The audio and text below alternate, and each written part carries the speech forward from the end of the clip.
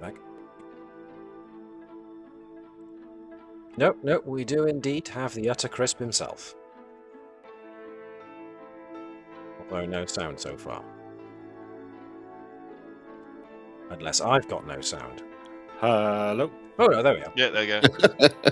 Woof. Sorry about that. Good old Discord technical. Well, you're not alone, apparently.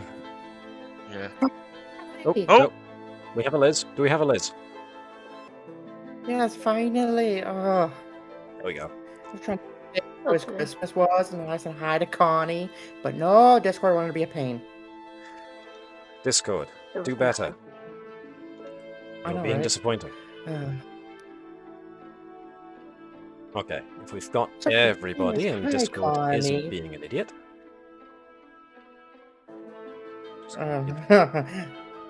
Folks, the chance to sign into Foundry first. Oh yeah, I gotta re-sign back in. I'm afraid so. And, 'Cause I had to restart my computer. yeah. Chris is going to have to sign in as well. Oh, Everybody else good? Can we just say a big thank you to Chris as well for the YouTube video he sent in the Discord channel on Christmas Day, because that just made me laugh and made my Christmas day a little bit better. But here comes Jeffrey Combs. Felt video, very yes. appropriate. Yeah, yeah. I think if we do a credit, I think Connie found it. Okay. Well done, Connie. There's there's a whole bunch of stuff like on YouTube. I think a lot of them one guy who just splices all these things. He's done them for years. They're brilliant. Nice.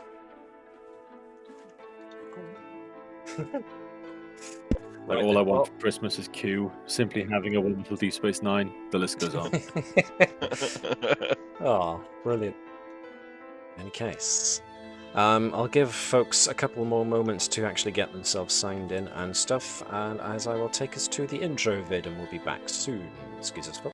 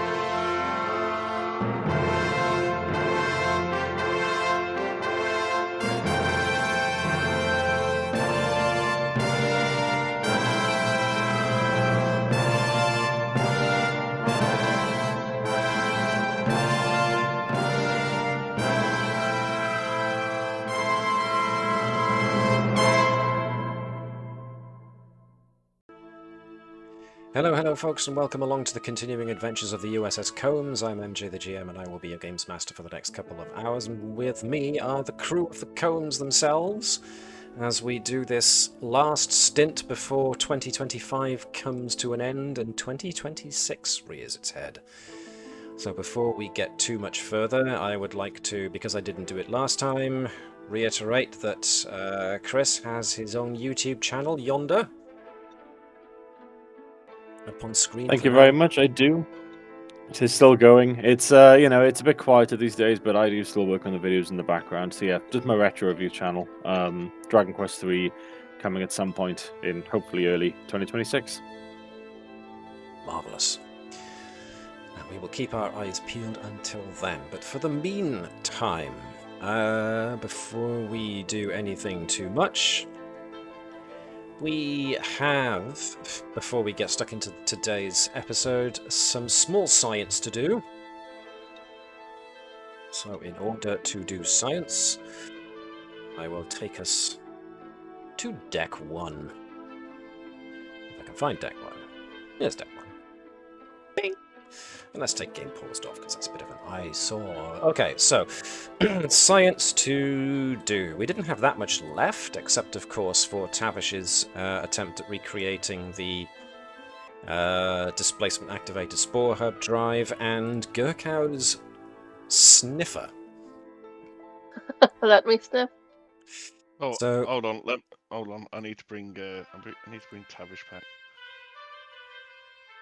Need to bring Tavish back? Where did Tavish go? Oh, way up there. She stormed out. Right then. So who wants to go first? Tavish or Gerkow?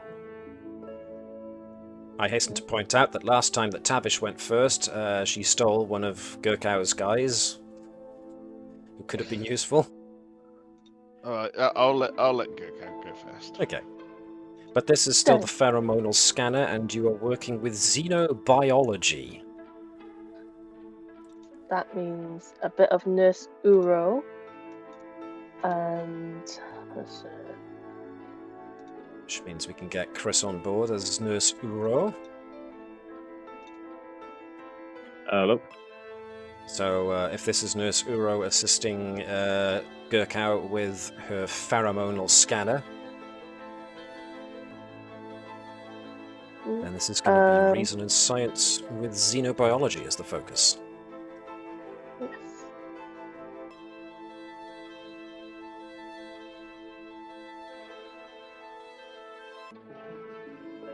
So I'll just let you guys roll for that. That's not bad at all.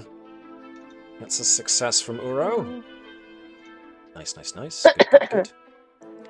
Dun, dun, dun, dun. Mm. Is that always I don't bright think white? anyone else. The pink dice come out. Oh. 3 6. Oh, blimey. 4 successes in total. Which means you are very, very close. You have got the device. It's currently being built and fabricated. It's very, very close to being completed. Just a few more little bits and pieces left to do. Because all the tests so far and the simulations run have come up with very promising results. This could be it. This could be the close of the finished product. So I kind of envisioned it less as a cybernetic implant, more as something that you can literally wear over your face. So anybody essentially could use it. So you just kind of slap it on over your face like a visor. I think that's good. So yeah, it can enhance the wearer's own olfactory senses, but maybe also for those species who don't have olfactory senses, hence xenobiology, that they maybe get some kind of visual representation of or some such. Who knows? But in any case, yeah, very close to the end now, so yeah, close, close, close. So, if we now jump to, where are we? We were looking at trying to create subspace field spinners for Tavish's Aurora project, the Aurora drive, and you had just finished trying to use stellar phenomena and botany and subspace fields. The one avenue of investigation you haven't tried yet is warp field theory, which is what we're doing now. So, off you go. Who do you want to assist? Anybody with warp field theory or any such similar foci would probably do. I may go for warp field dynamics from Ensign Carly Kenson. Intriguing. Alright then. You will allow that focus. Sure, I like the idea of the dynamics of it, warp field dynamics. Liz, could you be Ensign Carly Kenson for us, please? If you're about. Yep. So what are we thinking here? Reason and engineering. What was it? Reason and engineering. Yes. I would like to use Because Kenson? warp Nice. engines as a focus, Oh wait, I forgot to you. use or experimental technology. Let's see, foci are at the bottom. Experimental tech will probably do it here because warp engines is one thing, it's more the theory of warp fields and warp field dynamics. But that's a success from Kenson, so yeah, I'll let you do experimental tech for now. It's 2 dice, isn't it? Yeah. 2 for you, yes. As the project lead. An 18 and a 1!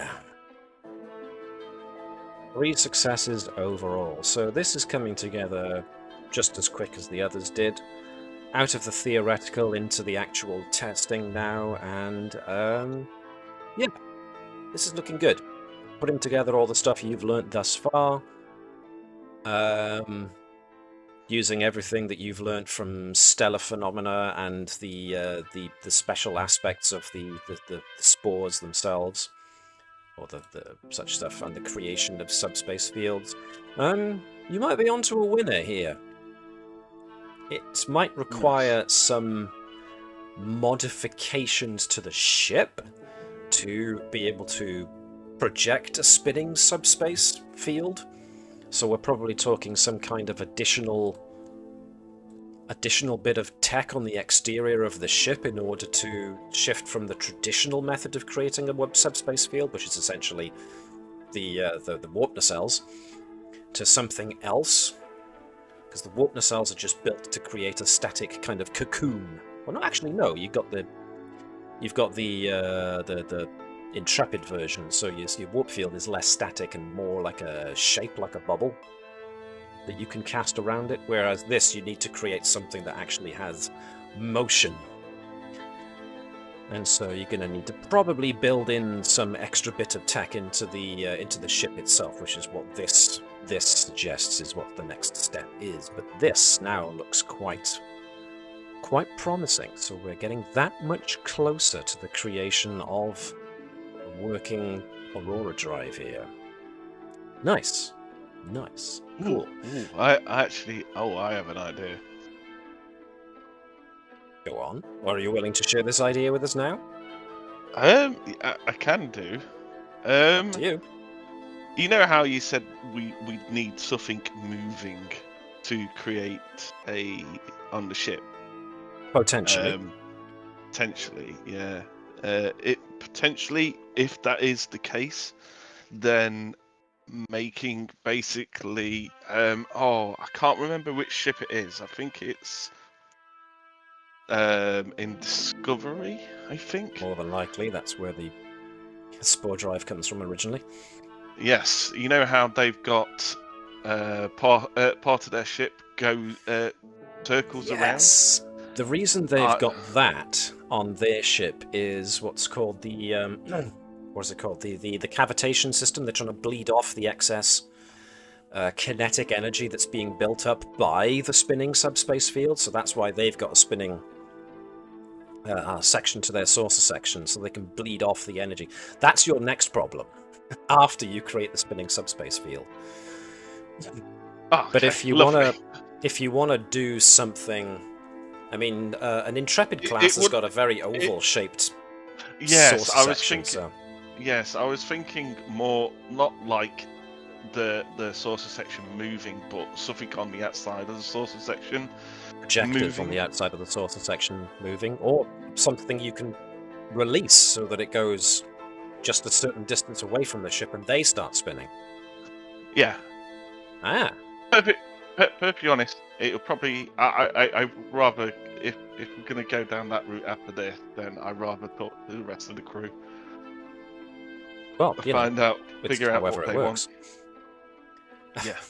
It could be just as simple as something as simple as like Christmas lights on the outside that just go around in a sequence, you know. Who knows? No problem, Mark. I'll plug on that carrot. Yeah, so you know, the picture I had in my head was something just as simple as like a ring of subspace field emitters somewhere on the outside of the ship that would go off in sequence in order to create a field that literally spins. So, and you can make that as simple or as complex as you want. It being Tavish, it could be either. Yeah. I said when we get to that point, we'll have a talk with the crew, see what they would like. Cool. Now, we've got 2 who are on the B right back. Okay. Which unfortunately means I can't actually make us proceed onwards. Pardon me.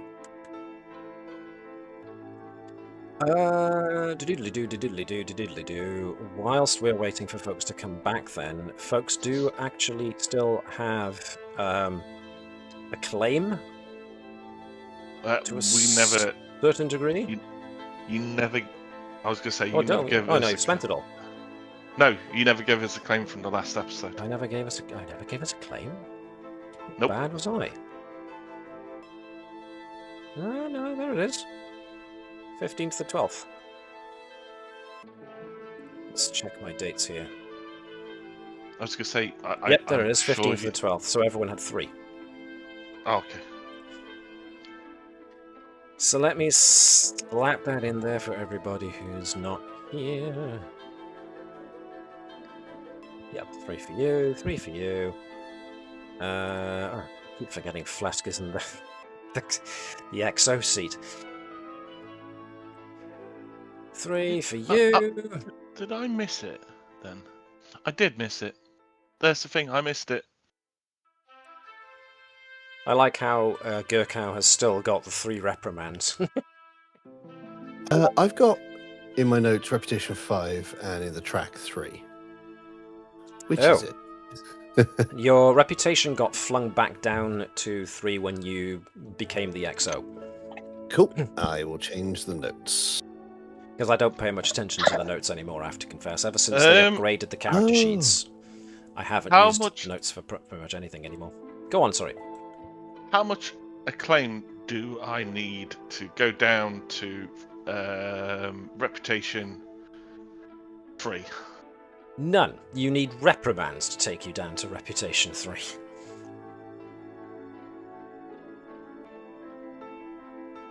Okay. However, that's a Merc-back and a Liz-back. Excellent. So, today's episode is going to be a little bit different. I would like you each to choose a supporting character.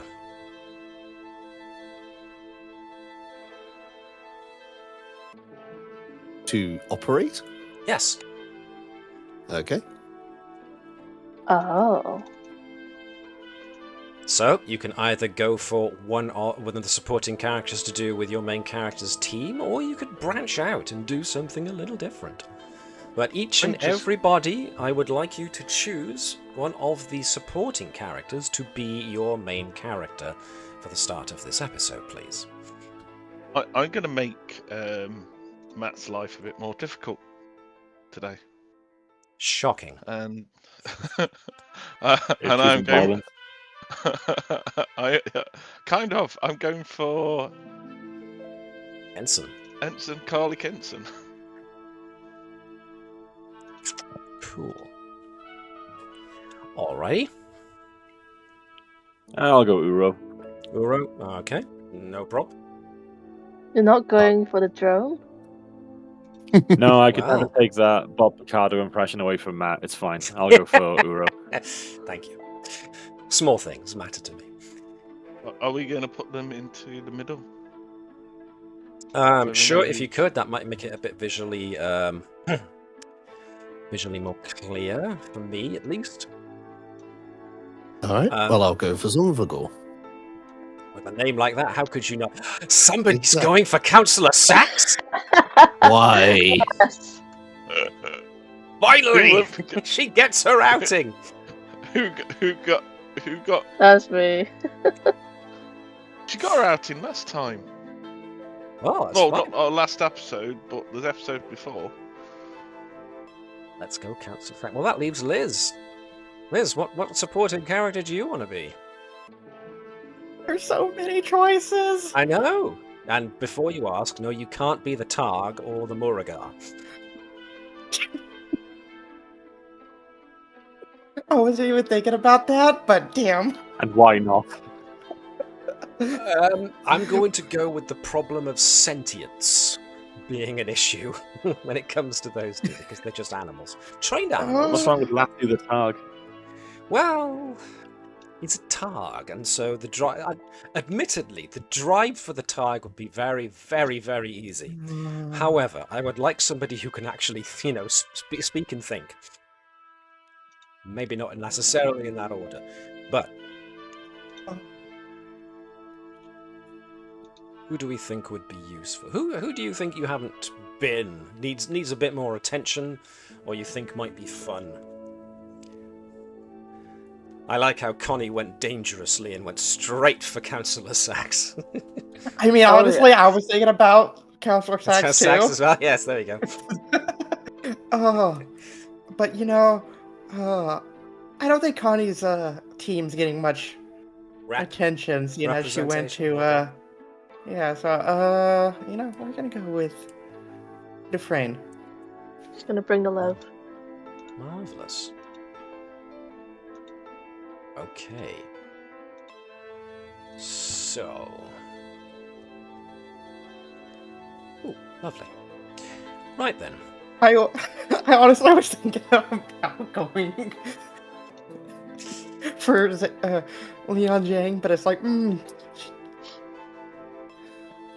Yeah, Lian Zhang would be good, but compared to the others, she's started as a main character because she was a pre-written character, but you'd have an advantage over everybody else. But if, Dufresne's good too. That's the main reason why I didn't go for Zhang. I was like, All right. Could be cheating. So, if you recall, the last mission you had was the planet that was shrouded in darkness, and you made contact with a new undiscovered species, who themselves had never encountered humanoids before. But, nevertheless, this episode takes place mere 3 days after the conclusion of that particular endeavour. And so we find ourselves all coming to in the cargo bay.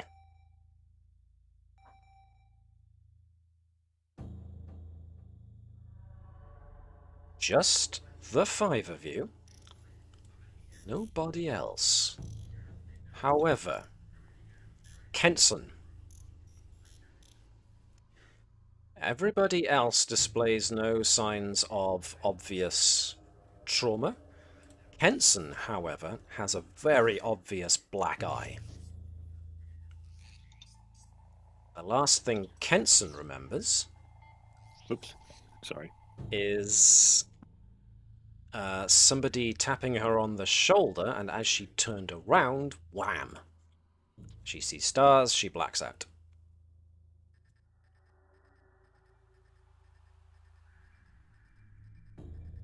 And I just remember being here, waking up here with everybody else. And now you wake up here with everybody else. Maybe Uro should go having a bit of a scan. Obviously cancel for the black eye, but then see if we were like, and knocked us out in terms of residue or anything. When I have to make a quick note. And I realise this because I couldn't actually do it before until you actually chose your characters. Which means I have to... I forgot Nurse Uro had so much stuff. D. Each of you realises that you have no comm badge.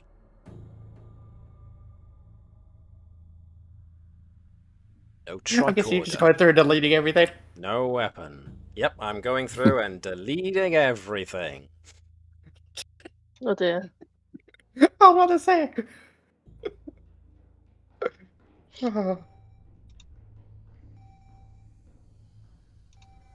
Now, Zonvagor, being a Benzite, has to still have his respirator thing. So that's still on him, thank goodness.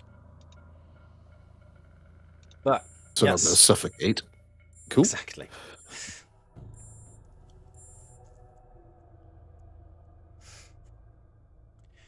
And just as a slight reminder, supporting characters who have half stress just are so are handicapped in that way because they only have one value.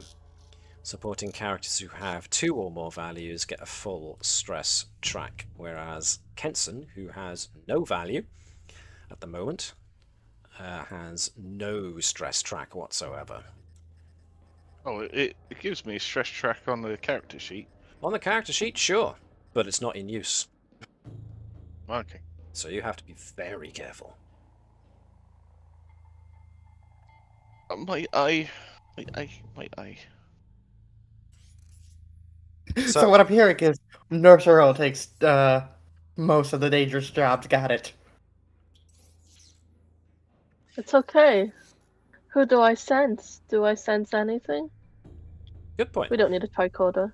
Councillor Sykes, what do you sense? I'm going to ask you to give me an insight and medicine check, please, Councillor. And I just want to see what result you get, to see how strongly you can sense your surroundings. Can I use my focus of telepathic location? Sure. Cool. Okay.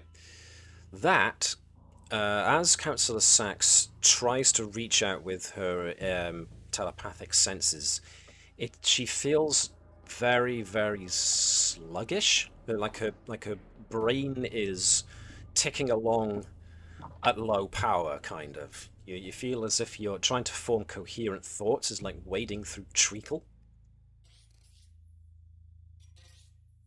To that end, everybody in this room feels as if they're very groggy at this moment in time. Now, Chris, you did say give everybody a slight scan. Kenson's obviously been hit with something, not hard enough to crack her cheekbone, but hard enough to give her a bruised eye. But Uro himself, also a Betazoid, I hasten to note, still feels quite mentally sluggish himself.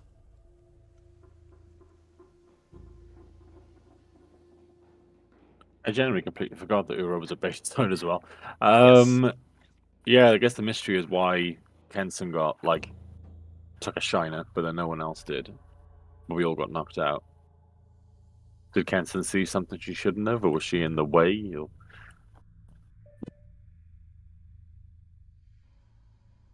I don't know. What do you expect me to know? Last thing I remember is just being hit. Maybe it was a grab ball. Felt like a grab ball. Been hit in the face with a grab ball before. Doesn't necessarily explain why you're in the cargo bay and why you have no communicator badges. Abby, were we sort of together when this all happened, or did we all The last thing you remember together in the cargo bay? The last thing you remember is being at your duty stations, doing your usual job. Were we all on the bridge? I would imagine Kenson was more in engineering. Nurse Uro was in the med bay. Okay, so we were all like in completely different parts of the ship. Yes. Is there the war console? Can we access that to contact anyone? There is Yeah, an obvious areas where the wall consoles could be, yes. yeah, Zombiegore's going to try and use a console. And if the console's not working, pry open panels to try and get a connection. The console activates. The moment you request anything, it goes request denied.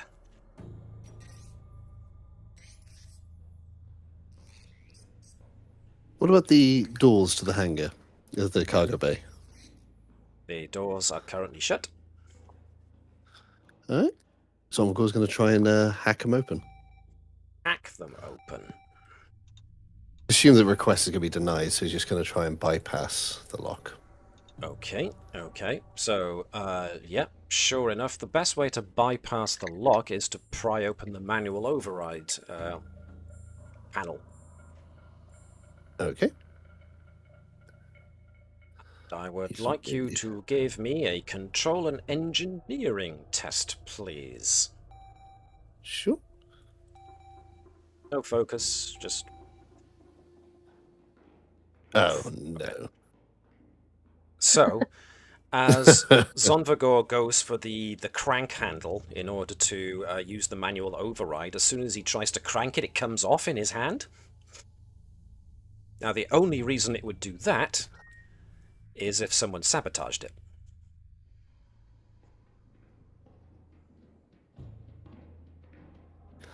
All right, let's try the next door.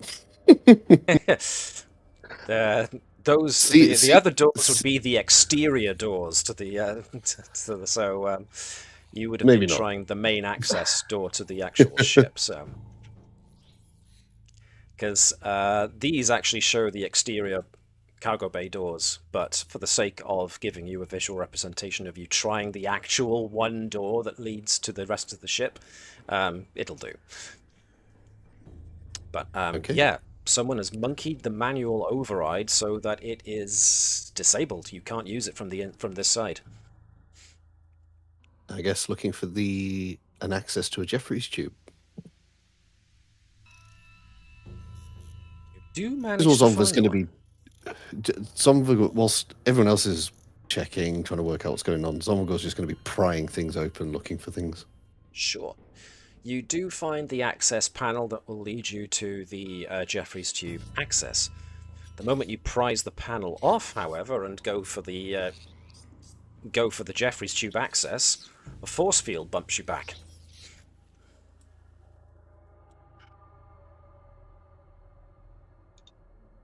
Well, we're locked in here.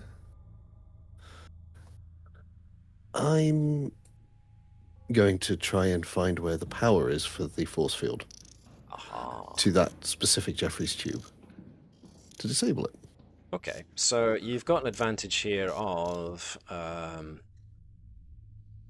operations management, which is all to do with regulation of power, so you are aware, and you know, Zonvagor's pretty good with engineering, so he's got a fairly good idea as to what he's doing. I will also note that Kenson has got maintenance as a focus, and therefore will also have working knowledge of where most power feeds come in various parts of the ship. So might be worth Come over getting here, give me a Kenson in to hand. help. Kenson, give us a hand. Let's get this force field down.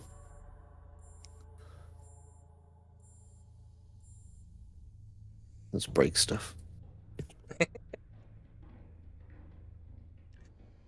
So, I would like you both to give me reason and engineering, if you've got something to... So yeah, maintenance and operations management, both useful foci here. So that's 2 from Zonvagor, 1 from Kenson, 3 successes overall. Alright. So whoever's locked you in here has been pretty thorough with the force field blocking access to the Jeffries tubes. But of course, being engineers, the two of you essentially feel along the panels and the walls until you get to an access point that, luckily for safety purposes, is built into almost every room and almost every deck. This allows you to pry off a panel where you've got live power feed going through. Now, the issue you have here is, of course, this is live power feed. So if you try interrupting it directly with, say, hands, that's going to be literally quite a shock. If you can find something in the environment with which to interrupt the flow... Can we have... Go on. Can we have a look at seeing this through in the cargo bay? What's in the cargo bay? Sure. To use. There's a lovely barrel here. So, First of yes. all, What was that? How Sorry? is everyone feeling? How How is is everyone everyone feeling? Feel like I've been punched in the face. Right, right. And don't ask me how that makes me feel. Just Dufresne, Uro, Zondvor got anything to add? Confused. Yeah, I feel all like right. she's been punched in the face. I'm happier now I found a barrel to throw at this power conduit. Hey, that's good. Let's just try and stick together. I'm sure we are doing an amazing job right now. So just keep your spirits up. I'm here if you ever need to talk. Tavish says talking's for the weak. All Dufresne is gonna say, like, out of all the people we to get stuck with, why the counselor? So there's maybe the slight sense of irritation coming from Dufresne. Nice. Okay. Yeah, the barrels are small enough that they could be lifted. All the other cargo containers themselves are awfully big. This is going to be a place full of mostly just mundane cargo. So unless there's something specific that you want to... actually, come to think of it, I should be handing out a bit more in the way of momentum here. There we go. From the previous. Poor Councillor Sachs. Right then. So yes, obviously, if you want to go brute force, there's you could maybe see if you can swing one of these container barrels at the power to hopefully hit it hard enough to crack. Unless there's something that you think you might be able to rummage through the mundane cargo to get a hold of. I mean, yeah, that's what Dufresne would be doing, just looking through all the cargo, trying to find stuff to use. So like I Something said, metal to put on the end metal. of this barrel, and I will just shove it in. Something With the barrel giving me the end of the barrel. I suppose one of the main metal things to put the end of one of these barrels, if you want to do something wicked with it, would be an actual cargo container lid.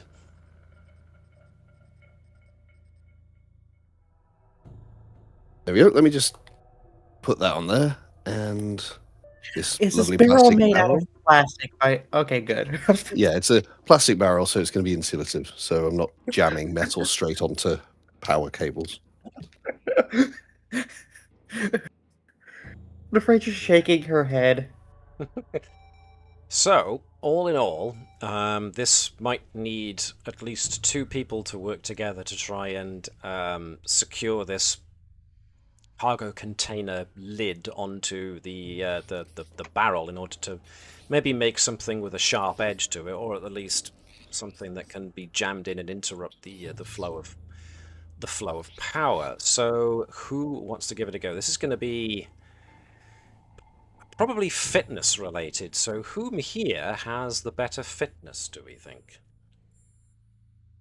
Could Dufresne roll reason and science to figure out what would be the best way to disrupt this without possibly creating damage to the ship?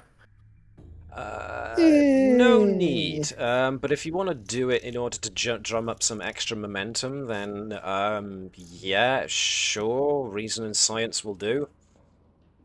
No real focus. I was thinking the point is I'm going to damage the ship because I need to damage it to get the power off. So he's just going to keep cracking on with trying to fit this on. I was just trying to think of ways to, interrupt the electricity without hurting it. There's got to be ways to disrupt electricity without brute force. Okay, so Kenson is the one with the highest fitness, followed by Dufresne and Uro. Whereas Zonvagor and Councillor Sachs have both got the lowest level of fitness. So, Kenson would probably be the best to try and help shape fit a cargo container lid over onto the barrel. Fitness and what? Fitness and engineering. Let's go. Nurse one dice or Uro two? or Lieutenant Dufresne could be good assists because they've got 8 fitness. 2 engineering for you, or 1 engineering for you. So maybe actually Lieutenant Dufresne and Ensign Kenson. Is this I cracked one or a smile. two I for didn't Ensign? actually laugh. Is this 1 or 2 for Ensign Kenson? And she hasn't got a focus in this. Well, no. Strangely enough, strangely enough, this never came up in basic training. Or did it? Could use grab ball.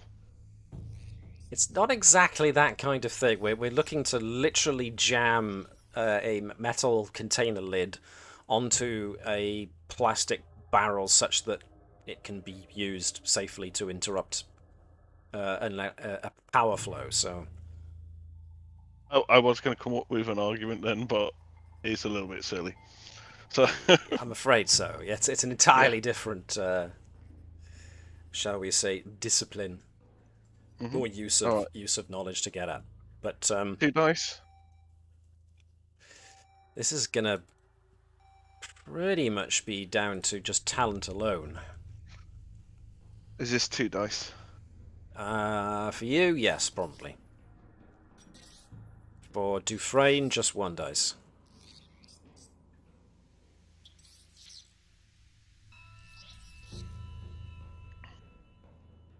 Dufresne, okay. You managed to rudely get the thing into place. It's not the best, but it doesn't have to be. So with Zonvagor's guidance, you managed to squidge this thing onto the top of this barrel so that, yes, the more plastic side of things on the barrel can save you from having the charge go straight up into the people who are now going to ram it into the power flow. So, who's doing it? Who's doing Operation Ram? It's Sonvagor's idea. He should be the one volunteering. Definitely not Dufresne. I He's would not like. good at it. Kenson can do it. Kenson will just go, look, you weaklings, leave it to me. I play grab ball on a Maybe daily they both basis. can do it. What do you So, want? I'm looking for daring and engineering. Okay. 9 and 4. Cool. Daring and engineering to assist.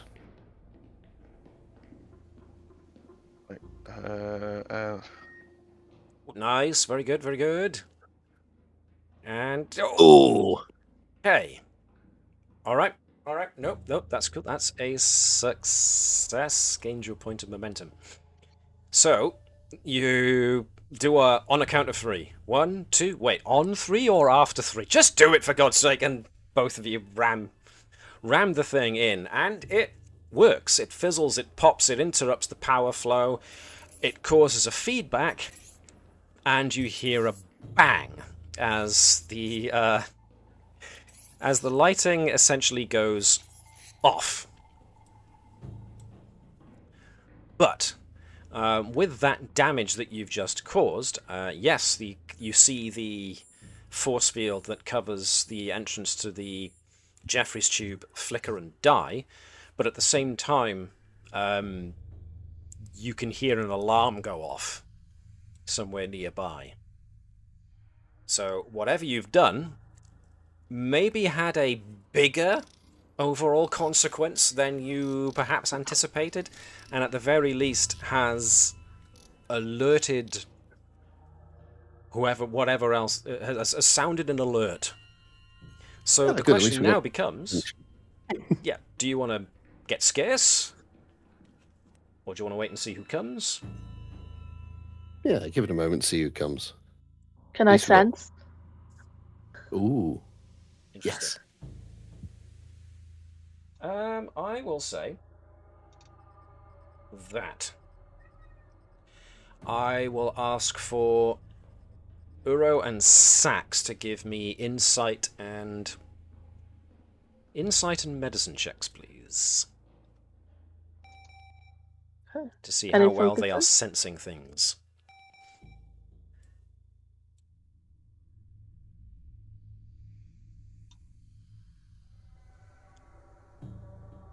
Ooh, very good. Very, very good. From Councillor Sax. 4 successes from Councillor Sax. Can I just point out? Chris, you with us? Or you still be right back? Yeah. No, Cool. I've Can I get back you to from be Australia. Uro doing his empathic sense, please? Of course, am I just assisting, basically? Yes, please. Insight and medicine.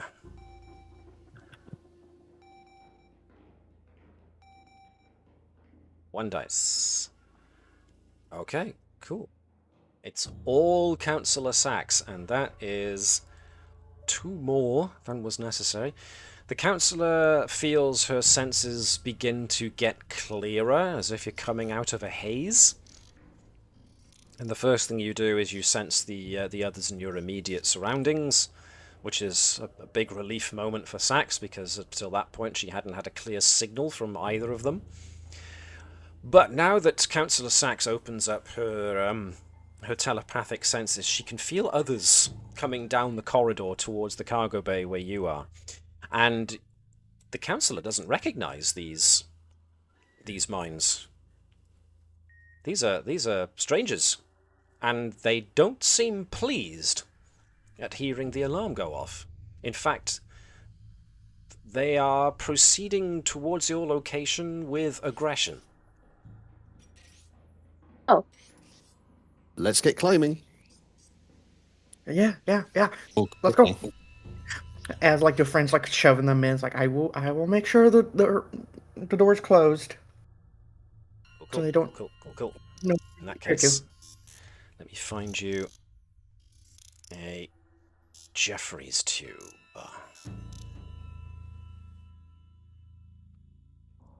Okie dokie. So, some shimmying to another part of the deck. Later, you come across a Jeffrey's tube access point that is further on from the cargo bay that you were in, and as such is now fully lit. You've gone beyond the part of the power circuit that you damaged. But as you've been crawling along the inside of the Jeffrey's tubes, both the councillor and Nurse Uro have definitely been detecting signs of, essentially, people who shouldn't be there, intruders. However, once every so often, a slightly more familiar mental or empathic impression comes across, but they all have the same, more aggressive feel to them. You definitely feel like you are being hunted.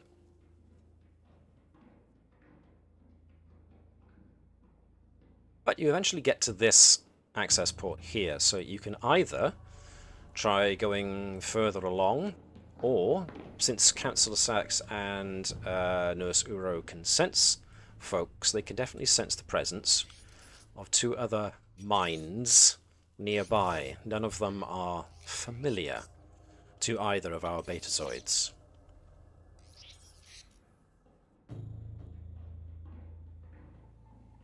So what would you like to do? Do we want to try and find the rest of the crew, or jump out now? We need weapons to be able to fight back. Quite. Why, out of everyone in this group, not one of the people we get stuck with is from the security team? I did ask you who you wanted to be. This is fine. Yeah, Remember, but see, Dufresne doesn't know that we had that choice. Well, no, quite. But you're Starfleet. You're used to thinking on your feet. You know this ship.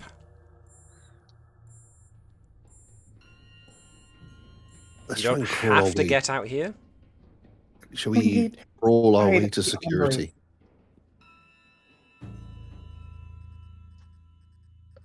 It's a question. Yeah.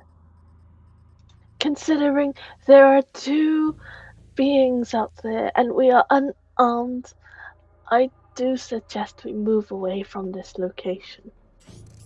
Yes, hopefully somewhere towards like the armory where we can get something to defend ourselves with. What I wouldn't give at least the captain's bat'leth. So, what's the feel, Let's folks? head on. Head Let's on. make a move. Yeah, head Where? on for an empty room. An empty room. If not security. At least an Like, empty corridor. yeah. If we can't get to security first, and it's a empty area, we'll jump out of the empty area. Otherwise, head to security. Well, let's see. You reckon you're probably on deck 7, which means for those who have got working knowledge of the ship, which in this case would be Dufresne and probably Kenson, unless Uro's got something. Nope. What about the Councillor? Nope. And Zonvigor? Not really. Okay. So, the other 2 are aware that if this is Deck 7, then what's on this deck is the Auxiliary Computer Core. You most likely came out of the upper cargo bays. There are science labs here, thruster access, deuterium tankage, and the warp engine core injector access. Any of those sound like places you fancy your luck at trying to get to? Or do you want to go higher or lower up the ship and search for something else? Well, an engineering area might have some hyperspanners. Great. We're gonna turn into Tavish and throw hyperspanners at him. Hey, It's not a no. Hey, we defended the engineering section with hyperspanners and stuff. Our engineering team are fantastic at throwing stuff, and we stopped. Yes, but you're the only engineering person here. Yes, and that means you have nothing to worry about. I am fantastic at grab ball. Good for you. I would prefer a phaser, though. Okay, This is why I'm saying, go higher. Go higher. Okay. So, if you are definitely going for the armory, that would probably be all the way up on deck 3. And if you've got people angrily looking for you, even though you're in the Jeffries tubes at the moment, chances are that internal sensors know exactly where you are. So, unless you can do something to fox the sensors, they're probably going to know where you are and where you're going. Where are the sensors? Well, you were in Jeffries tubes. Yeah, with Dufresne, can she like hijack the sensors and make them go all haywire and make where their signal is going to engineering instead? Interesting. You could give it a try, definitely. What do we think, folks? Does that sound like a good idea? Yeah, that sounds like a good plan. Yep. Anybody want to help? This will probably involve science, so those guys with more science than... I'll help. Yeah, I can help. Go for it. Although, Yeah, you could definitely help, Nurse Uro. That was veiled and yet very, very obvious. I like it. I'll just be here. Offering words of encouragement. Science. Yes. You're better as like leader or maybe even medical, just like Nurse Uro. Nurse Uro has a little bit more sense. Let me just clarify something. Councillor Sachs has the talent backup plans. So it's like as long as I'm present in the scene, I don't need to even assist, do I? I can just You may add 1 Be point here. to the group's You momentum also pool. have Legion of Honor! Yep. So if you fail, it's okay. I'll be here to pick up the pieces emotionally. Yes. So I don't need to assist. I'll just be here to pick up the pieces, and we can add momentum. Should you fail because you wouldn't let me assist, but that's fine. That's fine. You know, Yep, you know whenever what, you may fail a task. you know what, Councillor. Yeah, I'm liking you even more. It's The more time almost... goes on, the more time goes on, the more I like you. I'm going to give you a good recommendation to Tavish. It's almost like I could see how Councillor Sachs was going, rather than Councillor Cax, which is what I almost said then. It's almost like I could see how she was going and sifted through all the talents to look for things that to make it all right when failure happens. So there we go. Yes, so Councillor Sachs does have that ability and doesn't even need to be part of the actual She probably job. looked at the crew manifestation as like, okay, I need to make up plans for when things go south, because they're going to with this Yeah. crew. Cool. All right, then. So Uro can assist Dufresne in trying to monkey with the internal sensors. That makes a good degree of sense, because the main sensors you want to flummox are the life signs sensors, so they don't know where you're at. And of course, Councillor Sachs has got that talent waiting in the wings in case of success or fail, it actually says. So, yeah. All right, then. This is going to be outfoxing the sensors. So I'm going to say this is going to be control and science with any foci to do with sensors or life detection. So her Ooh, her well, actual I've focus on Control sensors. science. Yep. focus and sensors. Yeah. I'm So- assisting, right? I've not You're really got assisting, any- yes. If you want to add another assist, remember it costs you a momentum. There is 4 momentum in the pool. That was already 3 from Dufresne. I'll steal a momentum to chuck Somnivore in with his Another focus. success from Uro makes it 4. So yeah, if you steal... Oh, and that looks like another 5 successes. My god. Alright, so that's 2 over and above what was necessary.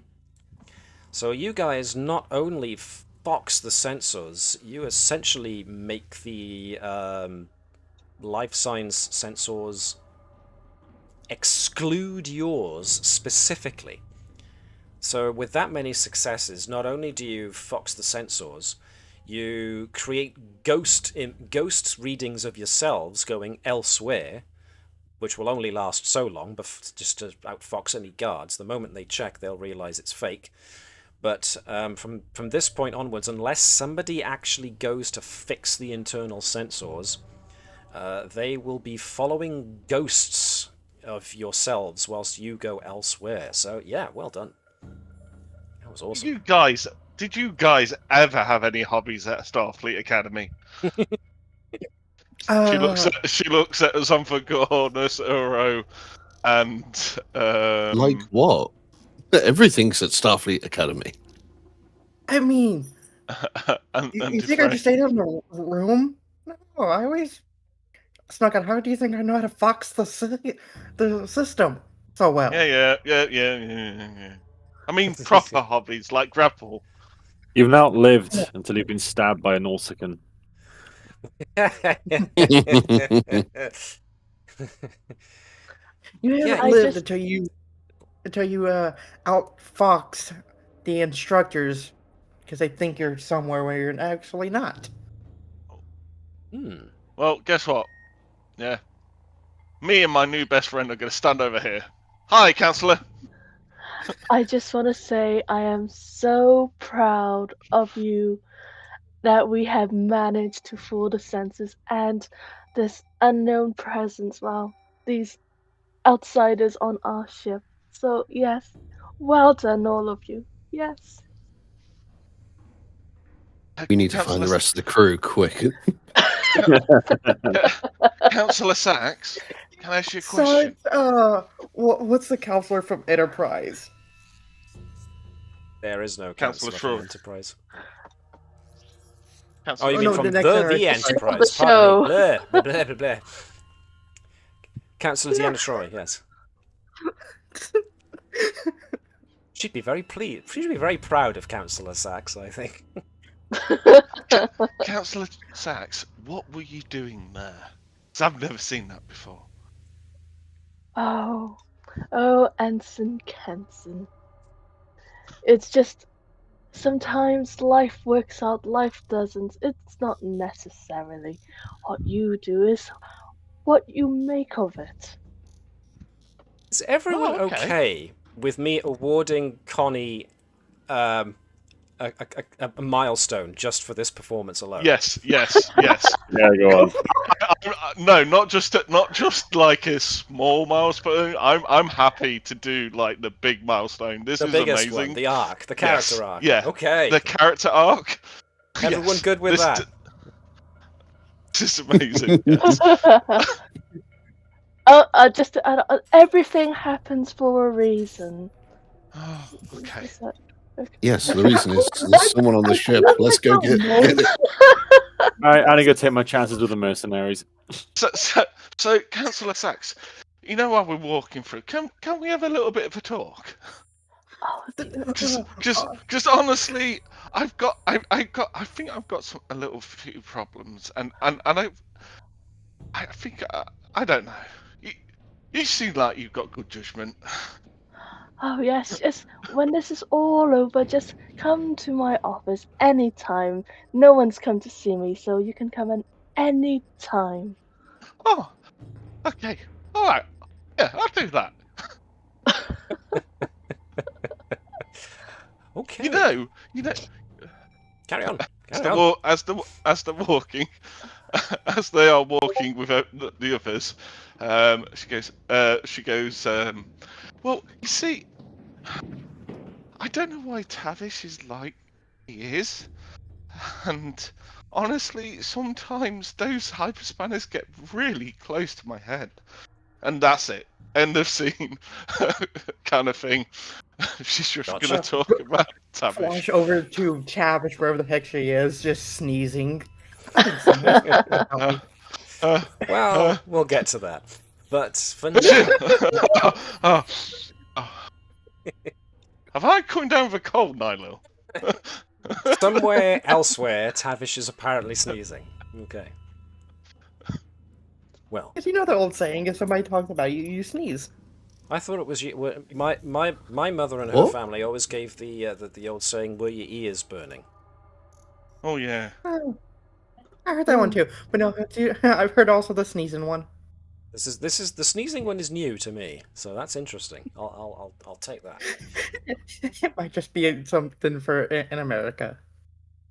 Which might explain why I keep sneezing randomly for no reason. People are just saying Oh, my yeah, I name in did that vain this- somewhere else. Mm. Okay, I did that this morning. be tested. Dave! Oh, the shiver. Dave! No, okay. See, now my nose is getting itchy and I'm sure it's psychosomatic. Because of you. Because of all of you. Anyway. Okay. Alright then. So, you've now boxed the sensors, and I hasten to note the folly of the word walk. You are not walking. You're in the Jeffries tubes. You're crawling. But you do, eventually, find your way up to deck 3, which means that was there's a lot of crawling, a lot of going up and down ladders. Now, there are a couple of occasions when you go up the ladders that you have to stop and wait because you can hear other people opening up the access doors to the ladders and having a look around. Thankfully, you've got a pair of betazoids on your side who can at least tell you ahead of time that there are people nearby. As you are moving through the decks, the betazoids start getting a more clear picture of what's going on. There are definitely familiar presences, and you recognize them as crew members, but they're all boiling with thoughts and feelings of partially resentment, but also a small amount of vindication is going on. The others are obviously not people that you've ever met before, but these guys have thoughts and feelings that suggest that they're like rough and ready, guns for hire kind of feel to them. They're here to do a job, and apparently this is the job. Now, there's no small amount of annoyance that you guys are avoiding detection at the moment. New scene, so you might have to deselect everybody in order to select just yourself. But you do eventually come across the Jeffries Tube access that puts you outside of the armory. Now, obviously, for security reasons, there is no direct access to the armory itself, because that would just be insane. This means that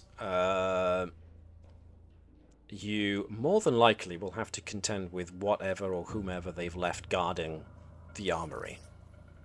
So, Uro and Sax can definitely sense the presence of about 4 guards here, made up of equal parts Starfleet, equal parts mercenaries. Can we, because we've got people who can sense them,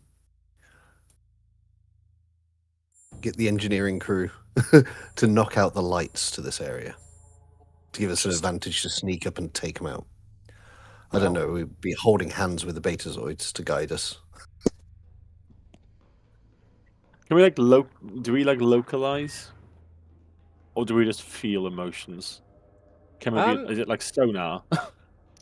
Well, this is the thing. It's never been properly explored, I don't think. I've always marveled at the ability of even a half Betazoid like Deanna Troi to be able to sense people's emotions even when they're on opposite ships, just because they're communicating over view screens. So I reckon in my own head canon, it's like a sensing of living beings' electromagnetic fields. And because even I hate to use the word, but I'm going to use it here. Even if a half-breed like Deanna Troi can sense everyone on a Galaxy class ship, then I'm imagining at the very least that the Betazoids here are able to have like a general sense of all the people on the ship.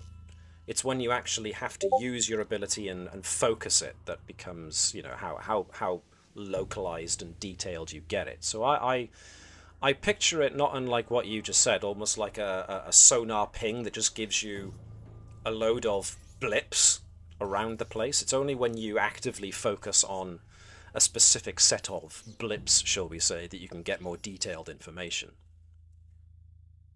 I mean, Axe also has that focus of telepathic location. I wonder if that's the intention of that focus, to sort of entirely probable. Triangulate, yeah.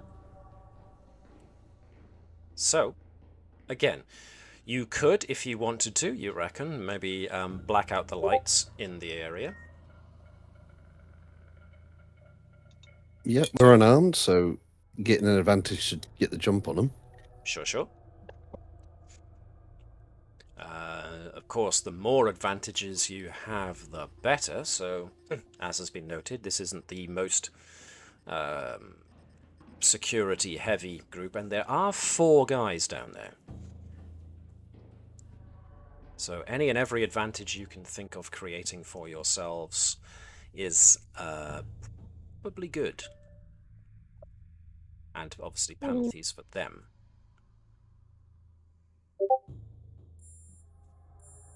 Okay.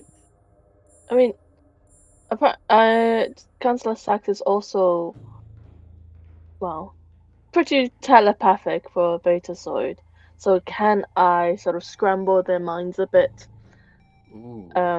By sending telepathic thoughts or pulses or whatnot. Now, this is certainly something that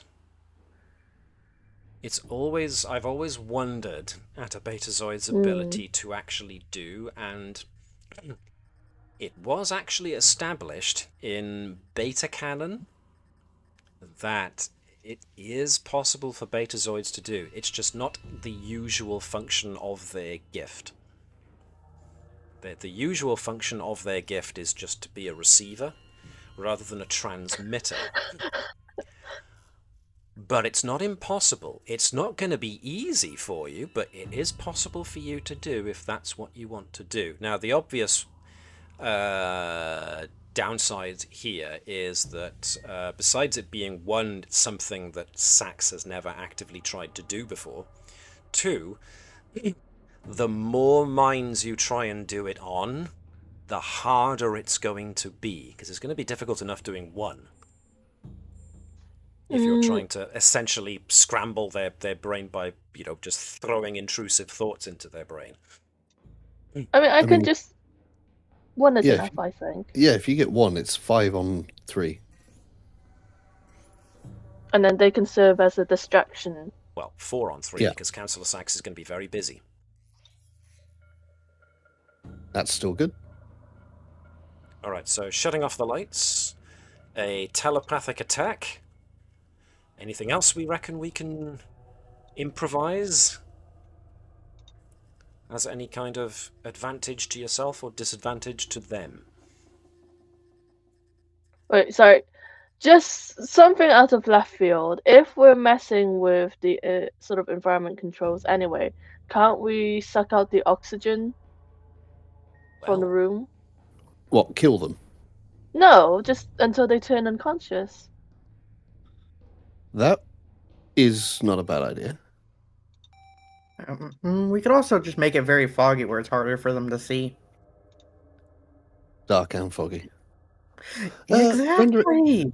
Rendering them unconscious. Once their eyes adjust to the darkness and it's foggy, it's going to be a pain to see. If we manage to turn the lights off and kill the air supply, they'll be confused and choking. And then we can safely tie them up. And then if either of those fail, we've got the other options as well. Telepathic attack. I'd like to point out that if we do take the oxygen out of there, then we're not going to be able to breathe in there either. No, but the intention is to just deprive them of oxygen until they pass out. Once they'll still be passed unconscious. Out, you've got a certain amount of time before they come back around, so... And then we can tie them up whilst they're unconscious, and the air's already started coming back in. I like that idea. Yep. That's actually the safer one. Yeah. I think it's safer. Might be a bit less fun, but yes. It's sensible. We are not combat people. None of us No, are. we are not.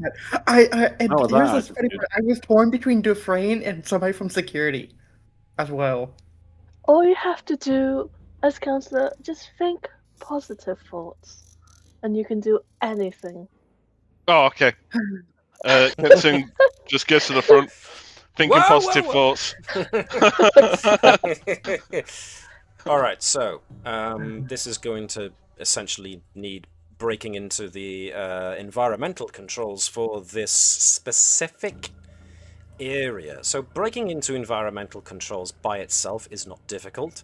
Monkeying with a specific section's environmental controls in such a way that it only affects these guys in this T-junction and not yourselves, not taking out the entire deck, is the trickier, finickier part.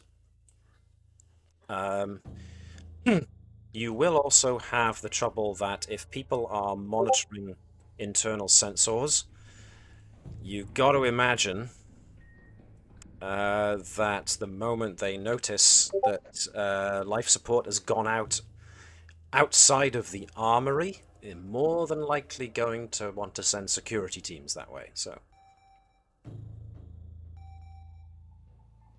you will essentially have a limited time to do what you want to do. Who would we make where the life support flickers from not just this location, but periodically from different locations on the ship as well. Ooh. Try and cover your true target. That wouldn't be a bad idea. It's going to make it slightly more difficult again. We are ratcheting up the difficulty a little bit here. So that takes it to a 3, I would say. Uh, You want to do that to cover your tracks as well? yeah. Now, question: would this roll be science or engineering? I think it's going to be a bit of both. Oh, good.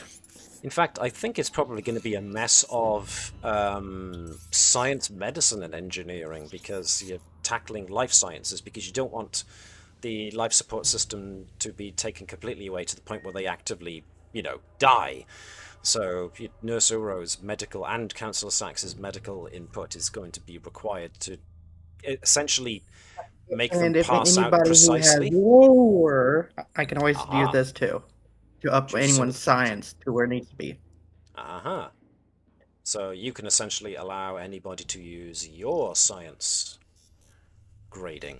But I think if we're using engineering medicine, I think everyone's engineering and medicine or science is already 4. Everyone's got something at 4, yeah. Yeah, that's going to be used, so... But just in case.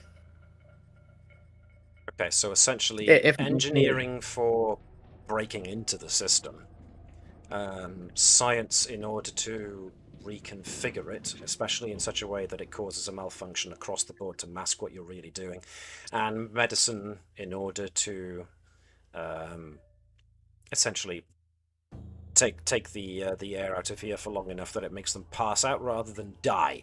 So this to me actually speaks to more like a series of gated challenges. So first things first then is going to be team engineering. Okay. Now this suggests I'm to me a definitely bit gonna of use that for daring and calculus. engineering here to do with monkeying with life support. Cool. Can I Well, I'm- use maintenance as a Focus? focus? Yeah, that makes sense. Yep. It makes sense for you to lead it then. I'll assist.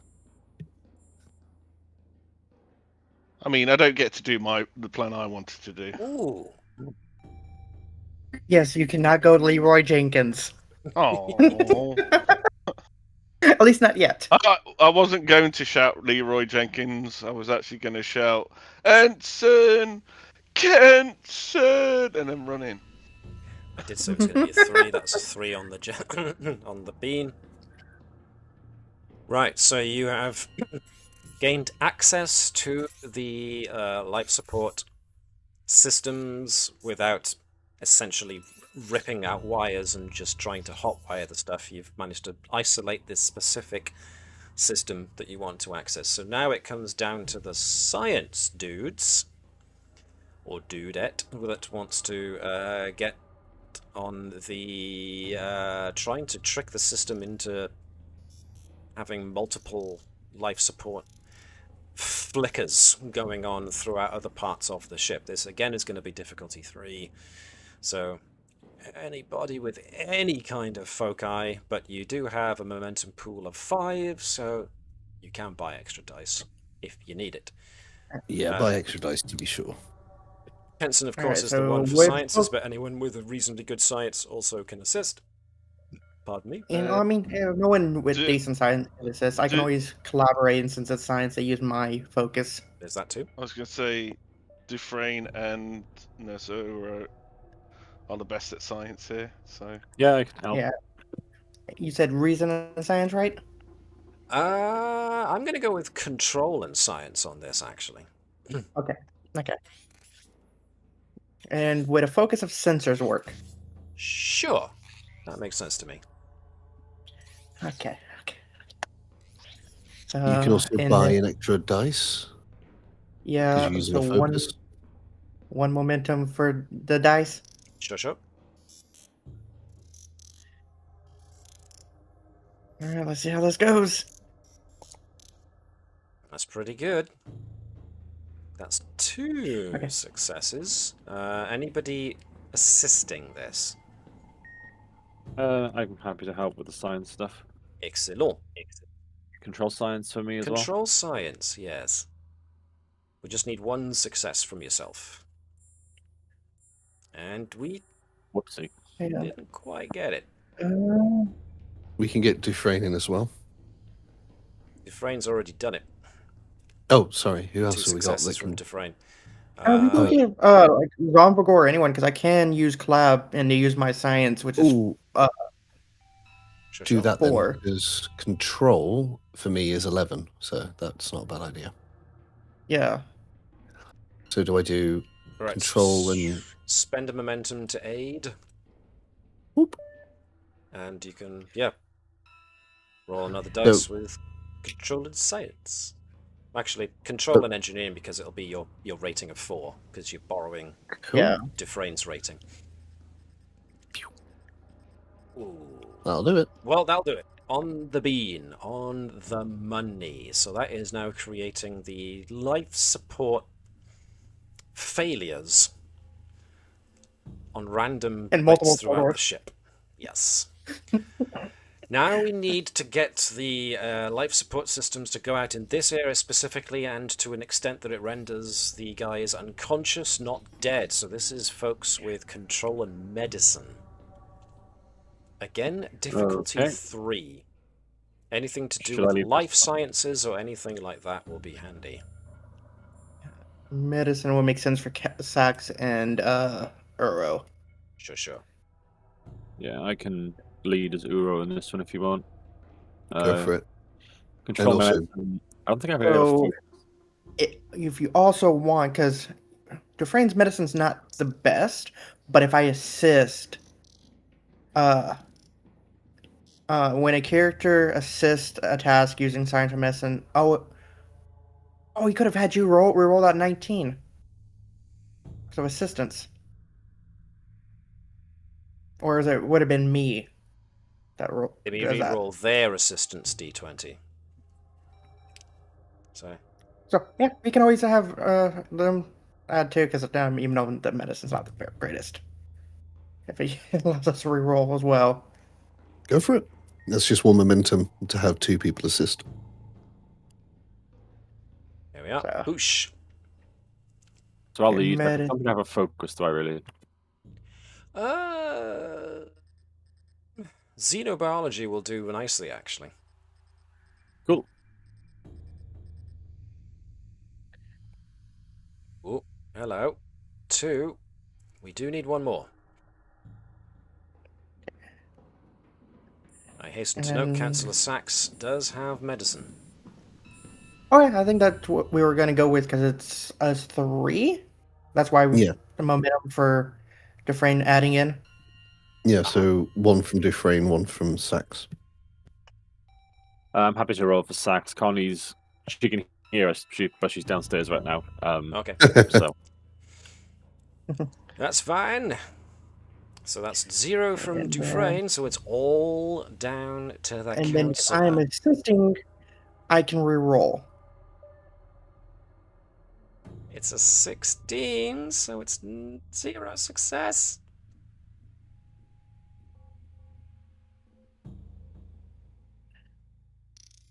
Do.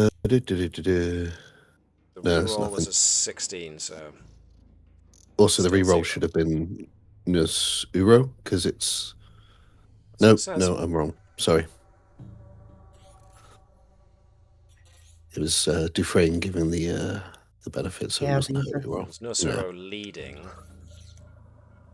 Uro tried re-rolling something and got worse off for it. I mean, we Sax always has reroll- got a Legion on it. Legion? No, that's ignore. No, yeah.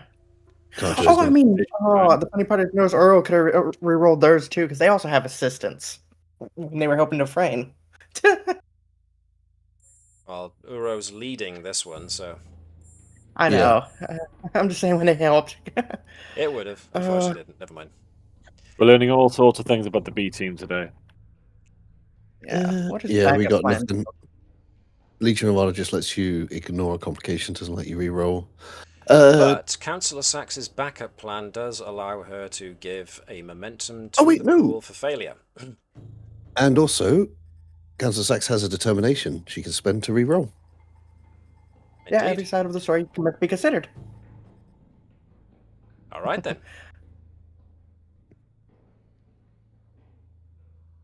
Somebody hit that re-roll button for Councillor Sachs then, and let's see what she Oh, yeah. gets. Do you want me Okay. to hit it? I Oh, can. no, it's Hang on. There's an actual re-roll right there in the Got results him. column. Ooh, that's much better. Hey. Babushka. All right, well done. Yay!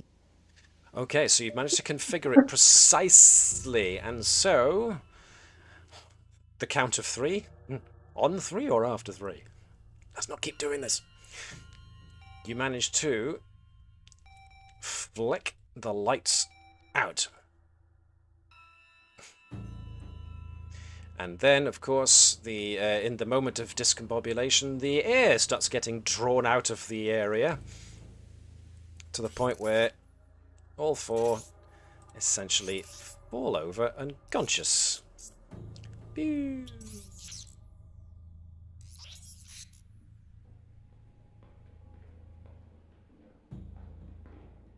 So it gives you a couple of moments to wait for the air to come back into the room. Let's grab their Which means weapons. the door is now and open and time- ready for you to use. Right. Oh, yeah. Walls, I'm afraid, can't are I in your move? way.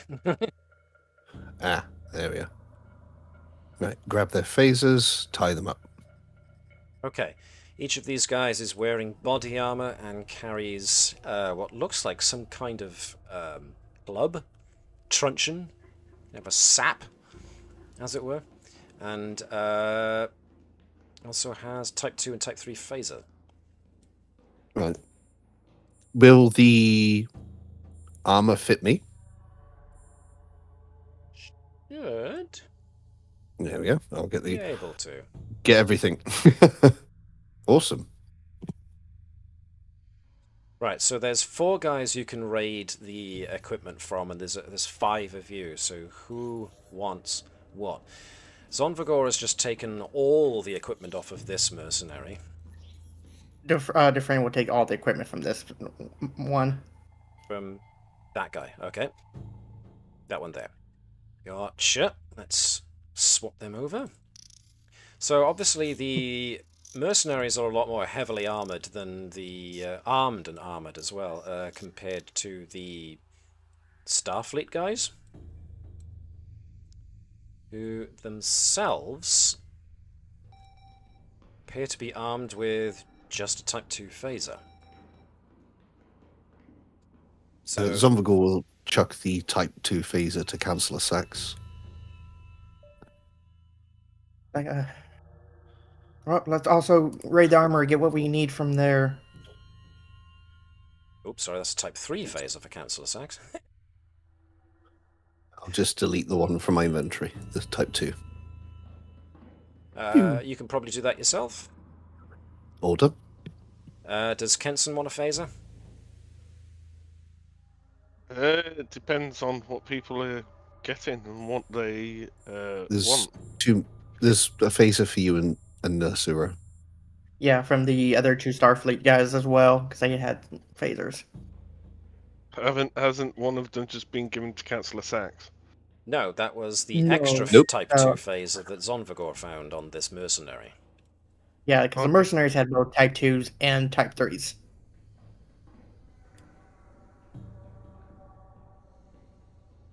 Okay, some of you are now geared up to the nines, others simply have a handheld weapon.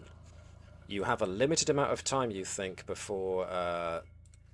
well, these guys We're will tying come them around, up. but you can tie them up with, I don't know, something. We're in the At the armory, very right? least, just secure them in a room. Yeah, let's drag them into this room. And if there's any... Oops. Anything we can use in here. Let me turn on ghost mode a second.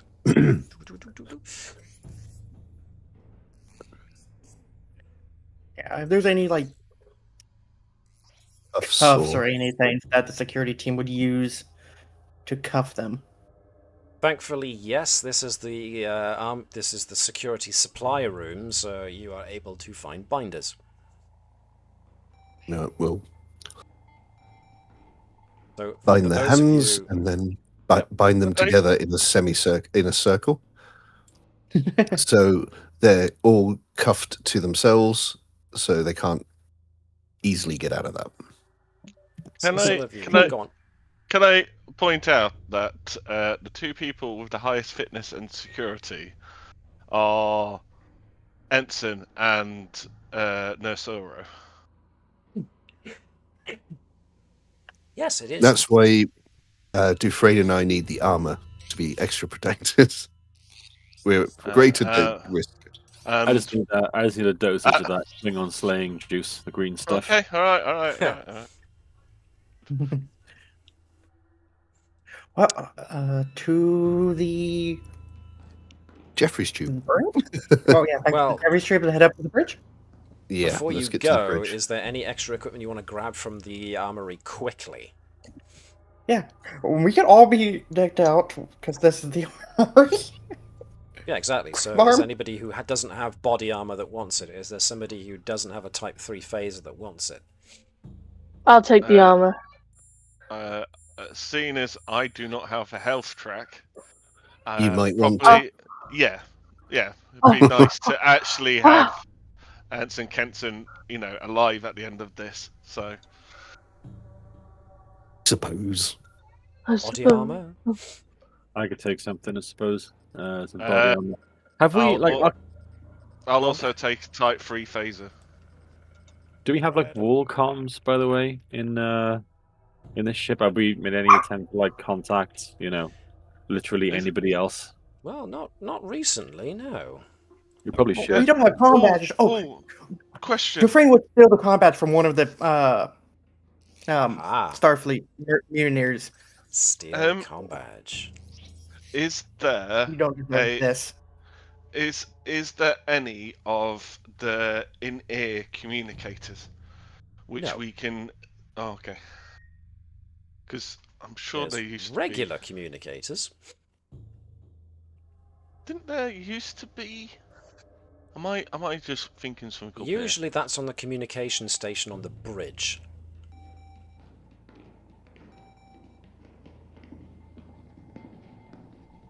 So Dufresne now has taken one of the communicators from the mercenaries, and what you're getting at the moment is a load of garbled signals. It sounds like they are coordinated comms between teams, but it seems like you're getting a scrambled set of messages. Maybe there's some kind of security code you need to input before you can access their comms. Which suggests these guys are professionals. Yeah, did the mercenaries actually have Starfleet comm badges on them as well? No, it's not as such. They had standard comm badge. Badges. Is there any audio receivers in here? This is security, so no, not really.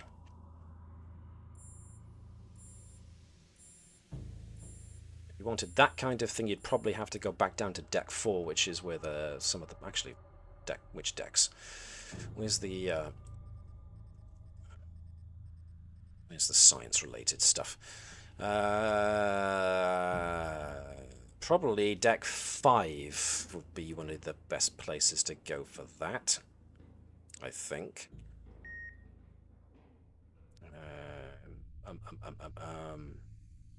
Yeah, sensor gear. Down on deck 5. Dufresne would grab the other comm badge from the other Starfleet and hand it to somebody else. Be like, just in case we end up splitting up, at least 2 of us have ways to communicate. Who wants the other comm badge? I can use my mind. Yep, Council will be able to do that. These traitors don't deserve badges, let alone be in Starfleet. So, I may have missed this, but have we done any interrogation at all? No. Nope. No, they're still they are unconscious. Yeah.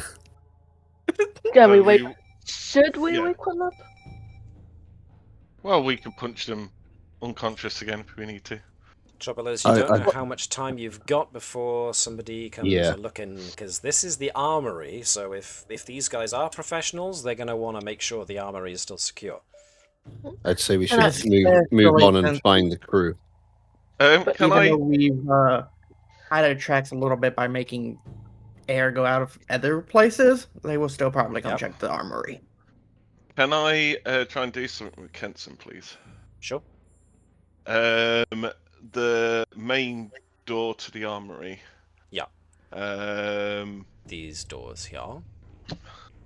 yes. Can I kind of booby trap them so as soon as somebody opens it, a force field. Haha. You're trying to override the security system of the security locker room. You can try, absolutely.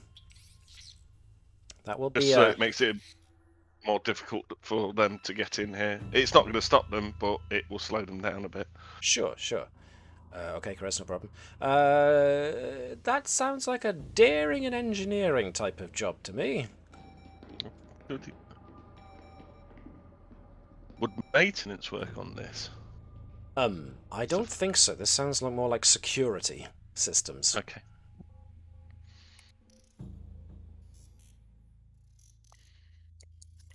Ooh, that's not bad at all. All right, it's rough and rude. It's literally turning wires around rather than doing something funky with computers, which is fine because that's right up Kenson's training avenue.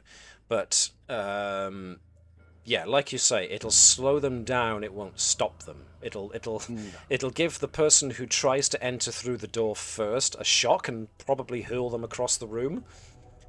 But it won't take them long to undo it once they've discovered what's going on. But like you say, it's just a delaying tactic, so it works for what it needs to do. Excellent. Is it possible on Councillor Sachs's side to do a cursory reading of whatever thoughts are going through the mutineers' minds and the mercenary? Give me insight and medicine. No, insight and command, please. From Councillor Sachs. And I will allow you to use psychology for this as a focus. Oh.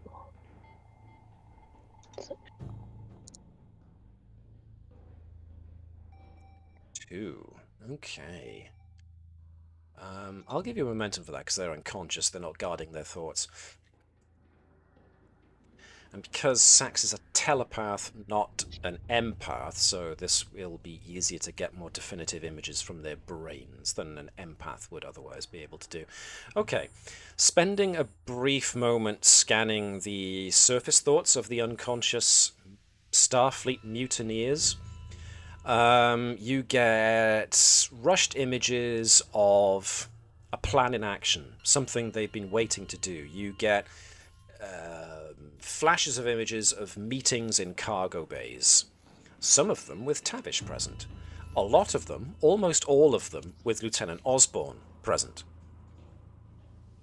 Osborne very much seems to be the presence that occurs a lot in these memories, and there's a general sense of dissatisfaction, anger.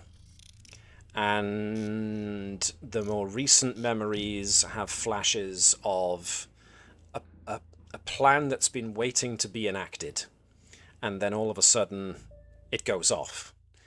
And there is a sense of rushing around the ship, grabbing what looks to be in the flashing images that go through Sachs's mind, what look like respirators. Each of the conspirators puts on a respirator, and then the next thing you see is the non-respirator carrying crew just falling unconscious as a strange gas starts emitting from the various environmental bents, I suppose you can call them. And then there's just flashes and images of them taking unconscious crew members and throwing them in quarters and cargo bays and anywhere else they can find room to just throw them in. And then they take command of the ship. There's a sense of purpose to the last few images, but you can't glean anything for sure. Something to do with Osborn not trusting everybody with the information so that nobody can give everything away. That's all you get. Okay, seems like a lot. Relaying that Osborn seems to be kind of a key figure in what's going on. Can I then search for his location as well on the ship? Sure. Relaying all this information, however, does jog memories for Kenson, as she remembers being part of these meetings. But for Kenson, during the last couple of... Because now the whole thing with the gas makes sense to Councillor Sachs and to Nurse Uro. So the sense that the crew was gassed to unconsciousness makes sense, because when everybody woke up, they weren't sure of where they were, and they were all feeling slightly groggy, so obviously having inhaled some kind of chemical sedative, which knocked everybody out. This might also explain the short-term memory loss. And this is what Kenson gets, is her parts of her short-term memory back, as she remembers now being part of some of these meetings and getting a general sense of, yeah, the Klingons are up to something and I don't trust them anymore because of all the bad things they did, but are we maybe taking things a little bit too far now? So there's a general sense of Kenson starting to have second thoughts, staying in it just to see what happens. But then, during the last couple of meetings where Osborn suggests they're going to do something and something soon, Kenson gets cold feet. And she remembers a flash of a meeting with some of the others saying, I'm not going to do it. You know, this isn't right, what we're going to do. And when she storms off to leave the meeting, maybe with the intention of alerting the captain and the crew as to what's about to happen, she gets grabbed, spun around, and decked. So Kenson's memory comes back. Does Kenson remember who actually hit her? No, but it was more than likely one of Osborn's more staunch supporters. Can I then ask if Kenson feeling particularly strongly feelings about these thoughts? Oh yes. Then can Councillor Sachs catch these thoughts and be like, oh no, oh my. Just, now she knows. Sure. Okay. You know, handle them how you think your characters would handle them. She'll keep it to herself for now. Or, Okay. I don't know. Kenson's gonna look guilty as hell. She's literally... She'll probably just, kind of back away from the group a little bit. And, of course, to Nurse Uro, who's an empath, you get big old blast of this sudden sense of shame coming from Kenson. Shame and shock. True. But the fact she's actively backing away from the rest of the group very suspiciously means he was not really going to go into his, superpower. We need to find any crew members that are still loyal, and possibly the bridge crew. Don't think that's gonna... Well, you probably need to access internal sensors if you want to do that. I think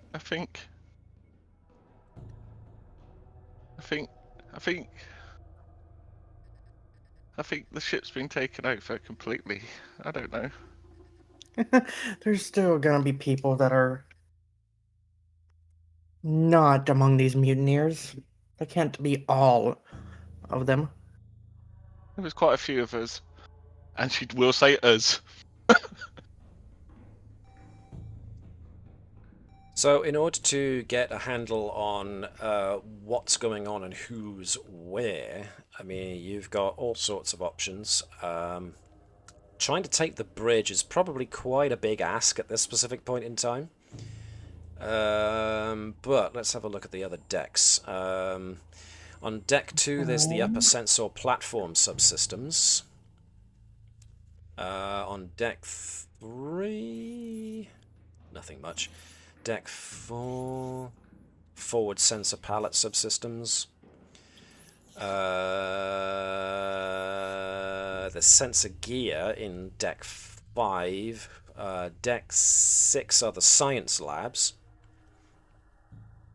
And the auxiliary computer core. Deck 7, there's more auxiliary computer core. Deck 8.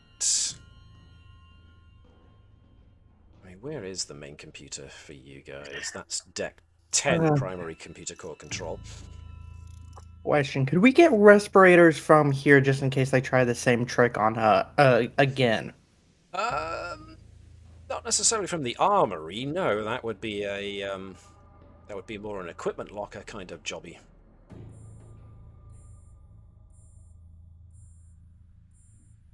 Let's see, where are you? We are on deck 3, so... If we wanted to... We've already messed around with the internal sensors already, haven't we? Yeah. Yeah, and unless somebody fix them, we are not... Yeah, if we fix them. So Kenton's just going to probably go, look, the best way to probably stop all of this is to make sure that they do not have computer access, or we shut down the warp core.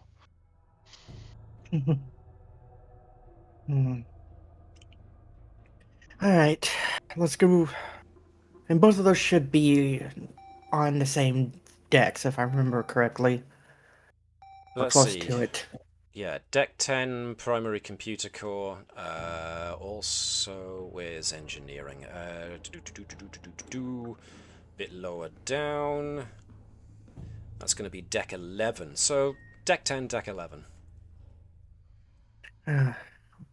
Though the second we do that, they're gonna know where we are.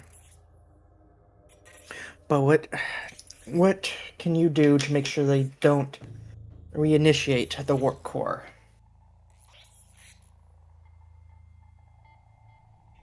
That kind of thing would mean pulling out certain essential safety systems.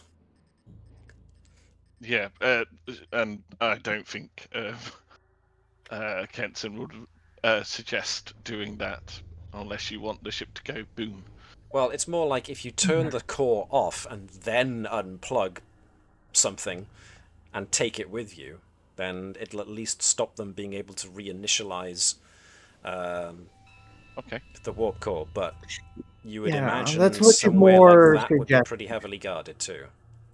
Yeah. So, yeah, she'll probably say all of that then, and just, we need to figure out how many we're dealing with. Unless we get the internal sensors back up. You don't know. Internal sensors are still working. You've just monkeyed with them so that they can't isolate your life signs at this present moment in time. So going back to the internal sensors and actually finding out where the bridge crew is at, the captain, commander and lieutenant commanders. The problem you've got... Also, what security we still have on our side. Yes. So the main problem you've got at the moment is if you want to be able to access internal sensors, you're going to need something with a screen. which you don't get much of in the Jeffries tubes at all. Do we want to go to upper deck then to what was it? We could Where the find sensors, some of the sensors are. that, and if we can find a holographic imager, we can make ourselves look like mercenaries, I guess, or someone other than us, so we can somewhat move more freely. Interesting thought. What do the rest of you think? Mark, Chris, Connie. We could try and take control of the bridge, but getting some help would probably be better. Yeah, I think 'Cause we're we just don't trying to know find our people. Yeah, trying to find them. Yeah, we don't know how many people will be on the bridge. There's only 5 of us, so we're not combat ready people. We should find Yeah. Gara. Well, yes. But first you need to be able to find these people, which means you definitely need to be able to access internal sensors first. Yes, playing the Targ would have been funnier, but the Targ would have been a bit less, shall we say, creative Useful. in its approach to What I would have things. done with the dog. Shall we get in the Jeffries tube and keep moving so we're not in Static? and Yep. wherever we go, just go to the next area so we're away Mm. from the armory, giving ourselves time to Yeah. look around. Yeah, come out Can at I- a different location. Can Sax just keep scanning? Well, I say scanning. Telepathically sensing other people if they're near. Sure. No problem. So where do you want to go?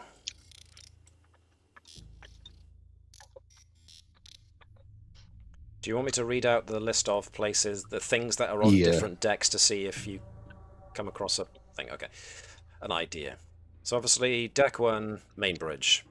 Offices, blah blah blah blah, upper sensor platform. Deck 2, senior officers' quarters, labs and storage, upper sensor platform subsystems. Deck Sounds 3, equipment storage, turbolift maintenance. Deck 4, crew quarters, transporter rooms, phaser maintenance, forward sensor pallet systems. Deck 5 is mostly the med bay, the sick bay, the primary sick bay support, the chief medical officer's office, councillor's office, crew quarters, library. Holodecks, sensor gear. Deck 6, crew quarters, science labs, deflector control, auxiliary computer core, consumables resupply. Deck 7, auxiliary computer core, cargo bays, more labs, thruster access, deuterium tankage, warp engine injector access. Deck 8, astrometrics, deuterium processing, the ODN trunk, main trunks, deuterium tankage. Deck 9, cargo loading doors, the shuttle dock, the labs. Which floor are we on now? You are currently on deck 3. 3. I- So deck 2 is sensors. That's just the next one along.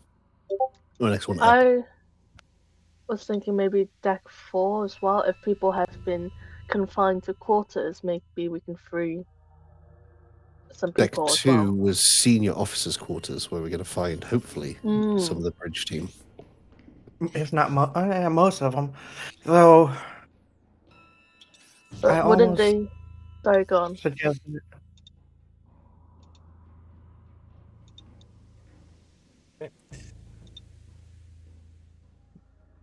So, throw in your votes, folks. Who wants to go to what area? I mean, we could also try to shut down most of the bridge or the ship.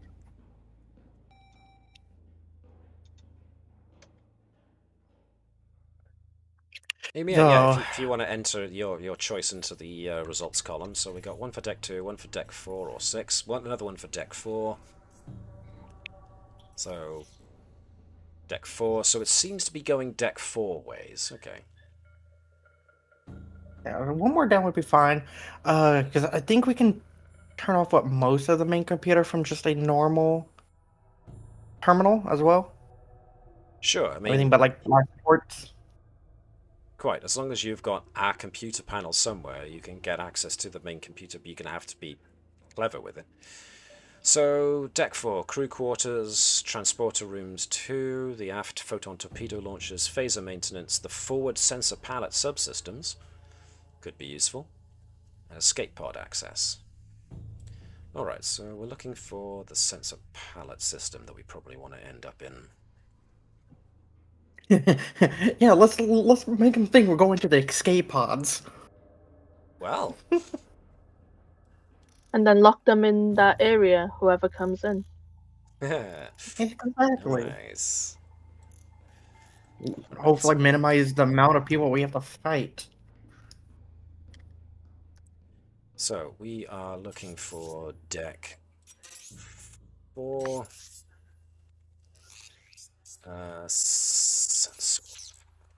Subsystems. Oops.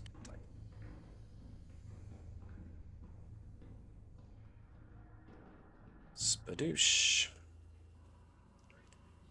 Let me just make sure you can see when we get there. Doop. Doop.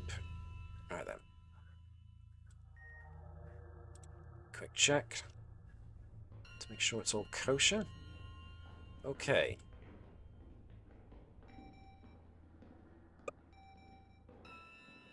Before we get there then, I would... Actually, no, you have masked your whatever, and you do have those... forget it. No. You're so well prepared. I won't be asking for a roll for you to sneak. You guys have got all your advantages locked in and loaded. Which is cool. Okay. So, let's say you come in through this access panel by here. Cool. Let's load you in. So, using Councillor Sachs and Nurse Uro's empathic abilities, you are able to avoid guard patrols once again, and because they haven't quite locked down your life signs as of yet, you are able to move around reasonably confidently that internal sensors so far are not detecting you. So going to the sensor palette subsystems, which are mainly for external sensors, but all sensor systems are wired in somehow, you can probably use this as your best hitchhike into the internal sensor systems. So as you do, though, you feel that sensation of ship coming out of warp. So the ship has reached our destination. So now that you are here, what would be your first order of business? Hang on, if we can find the captain, couldn't Hopkins lock things down? Well, that is a good question. So yeah, finding the senior bridge crew. Alright, which means getting past the current security lockout in order to access internal sensors. So, who fancies having their go at that? Is it an engineering role? It could be either engineering or science or a bit of both. Right. Since you are accessing computer systems, essentially, you can either do it by, you know, like we've done before, hot wiring the system by moving chips and/or wires around, or you could actually do it through the use of the science of computer science, putting code in and the like. It's entirely up to you which way you would like to go about it. Maybe a combination of the two. Henson? Engineering dream team? Okie dokie. Oh, everyone's coming. Sorry, that was me. That's fine. I know it's a pain, but it seems to default to that as soon as it loads into a new map, and I don't think I can disable it. But there we go.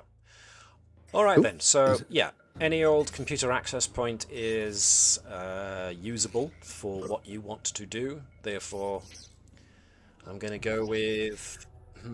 Now, this definitely seems a more considered approach. I will allow you control and engineering for this. Cool. That's 11 and 4 for me. And for Kenson... And seeing as I am 11 and 4. mucking with the sensors, could I use a focus in sensors? Sure. Yeah, that makes sense. Sensor. Cool. Okay. All right. Just me. What's the difficulty, sorry? Let's make it 2. Cool.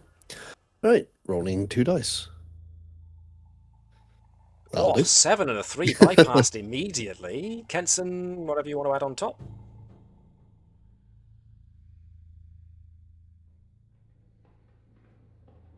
There is no Kenson. What's it again? It is control and engineering, please. Carefully rewiring the isolinear chips to allow you access to the internal sensors. Would maintenance work? Yes. Okay, and 1 dice. 1 dice. Unless you want to buy more with momentum. Nope. That's a 10, which is a good. That's a whopping great big 4, which fills your momentum pool. Okay. You manage to access internal sensors. And what you can see as you start scanning through the different decks is pretty much what you've come to know to be the case from Councillor Sax's telepathic questioning. Which is, you've got a number of people who are now obviously awake, just like you lot came to, locked away in their quarters, trying to find ways around, but there are obviously guards posted on many levels. A good couple of people are still locked away in cargo bays, but the people you're looking for, the main bridge crew, are currently all located in the brig. But this is where something interesting starts happening. Just as you feel the elation of, oh, we found them, you notice that Osborne, along with a team of fellow mutineers and mercenaries, are coming along and are one at a time bringing the main bridge crew out of their individual cells. Garrow is amongst them, but he is left in his cell. But what you also notice is that Osborne is dragging along bodily by the arm a Tavish, who is cuffed and looks like she's been beaten around the face quite a bit. The other senior bridge crew don't look as if they've had any physical violence enacted upon them, but at this moment in time they are being asked to put binders on.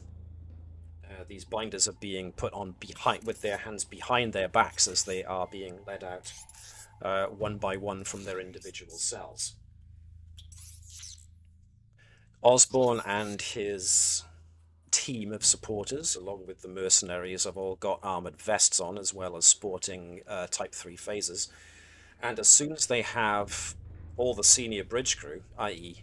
your main characters, but leave Garrow behind, they have them, they start to lead them away down the corridors. And it seems they're leading them towards the transporter room. But just as you think, oh, we better do something, perhaps, maybe intercept them or some such, that's when all of a sudden the computer screen that you're watching the readout starts to distort, and all of a sudden a pixelated female face appears on the screen.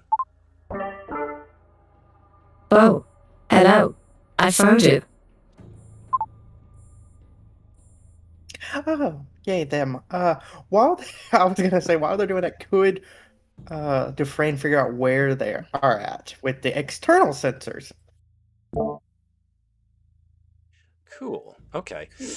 That would be... Ooh, that'd be more navigation.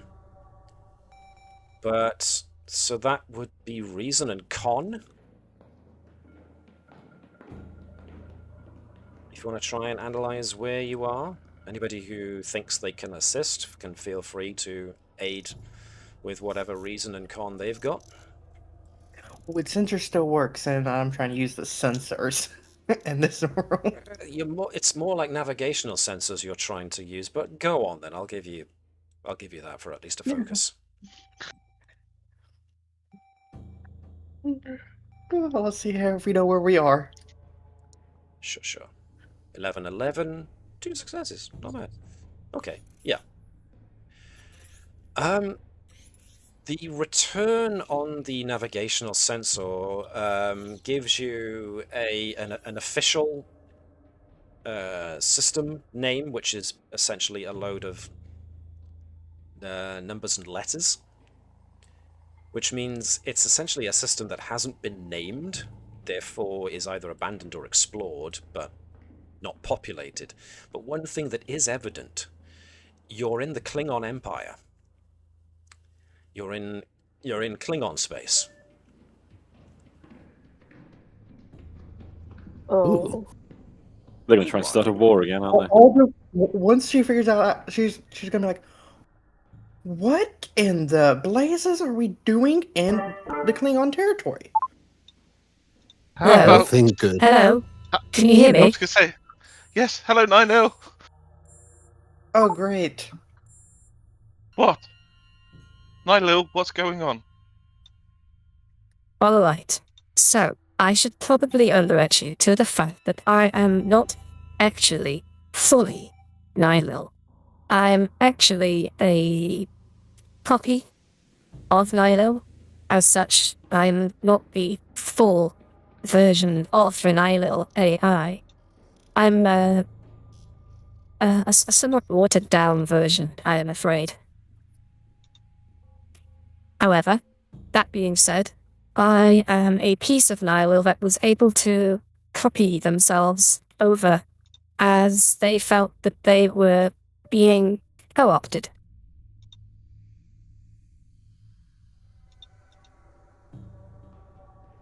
Okay. So, as far as we are able to understand it, at some point, just before the my copy was made, there was a certain security subroutine activated by the original Nihil, which was placed on the off chance that someone would try to, or manage to successfully hack into Nihil's computer systems. Apparently, a hack was attempted and successful, at which point, seeing as the host, which I believe to be Tavish, was physically plugged in via a neural interface port, I was created in order to ensure that some part of Nihil was free to operate.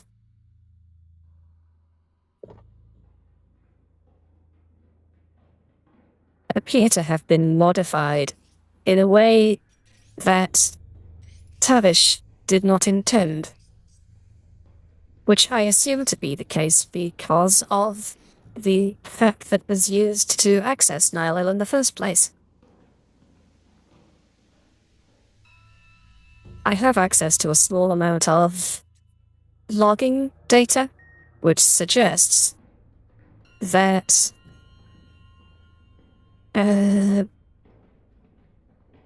the code that was used to hack into Nihil bears traces of Commander Tavish's own hacking code, but modified by somebody else.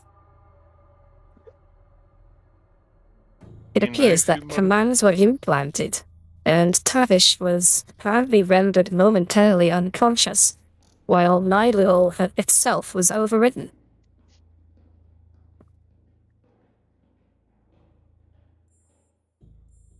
Can you tell us what happened? Not directly, but I can make an assumption based on the logs that I have obtained. It appears that commands were activated by whomever had managed to gain control of Tavish and Neshlel, which apparently allowed the mutineers to seize the ship. It seems that they were actively using Tavish's ability to hack into computers against her. I will use this opportunity to download a version of herself into the main computer in the hopes that she would be able to find help. This, I would assume, is my purpose.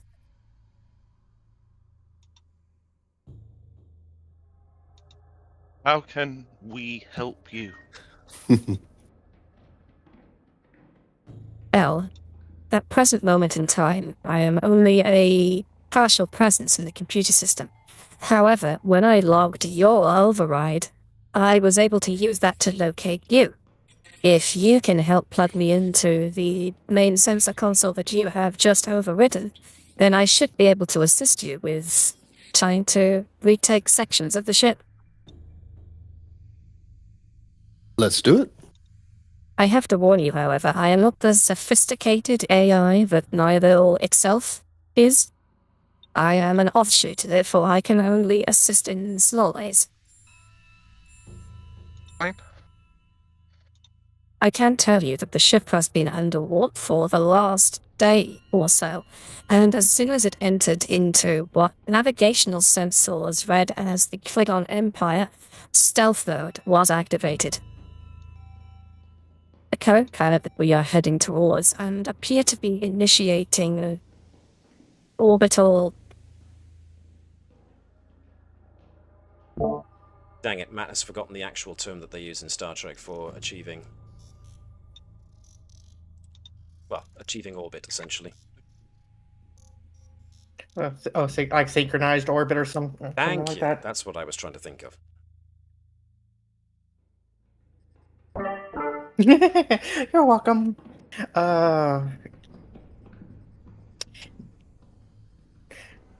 The friend would ask, do you think if we turned off the transporters, would that have stopped the mutineers from trying to extricate the bridge crew? I'm afraid not. As soon as you have mentioned that, I accessed internal sensors to try and detect whether or not the mutineers, as you call them, were anywhere close to the transporter rooms. Unfortunately, this system has just logged an active transporter beam, apparently from Transporter Room 1. It seems the senior bridge crew have been transported down to the surface along with Lieutenant Osborne and several of his mutineers. So what I'm hearing is we can still turn it off and just trap them down there for the time being. Or we can transport them back. Can we transport all the mutineers to a cargo bay then? We have the transporter chief here. It is true, but...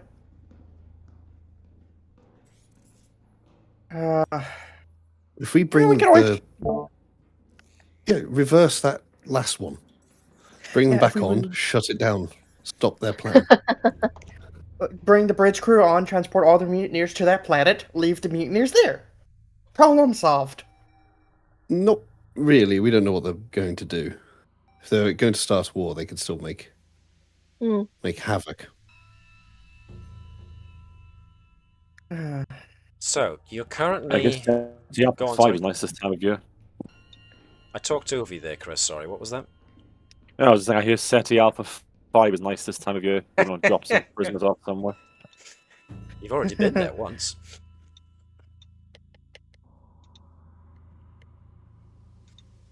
check past episodes if you don't know what I'm talking about. In the meantime, yes, I hasten to remind you are currently on Deck 4 sensor pallet subsystems, so if you want to be doing something a bit more serious, you might need to move to another area of the ship, depending on what action you want to do next.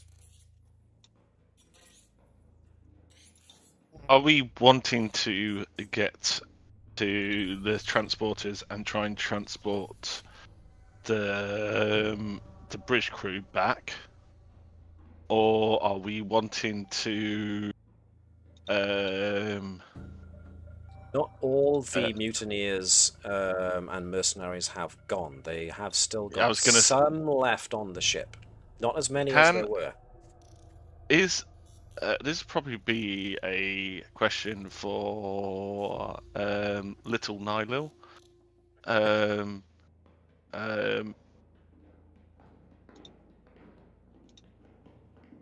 Go on. Is there any of the gas which put the crew to sleep still in the system?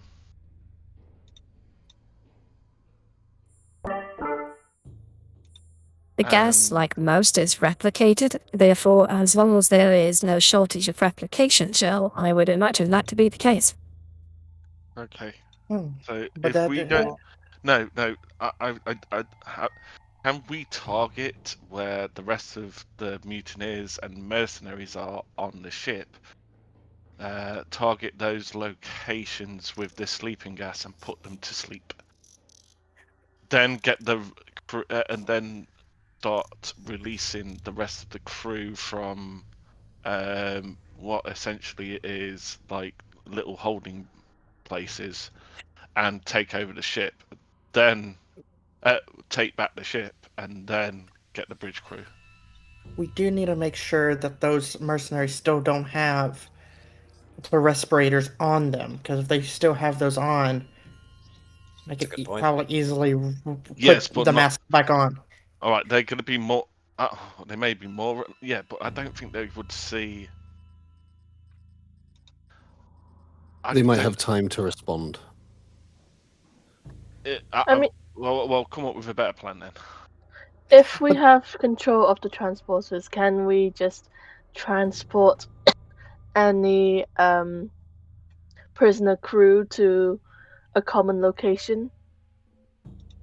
And then, we've set them all free, we're all together now, we'll take the ship back together. And plus Garrow, I guess.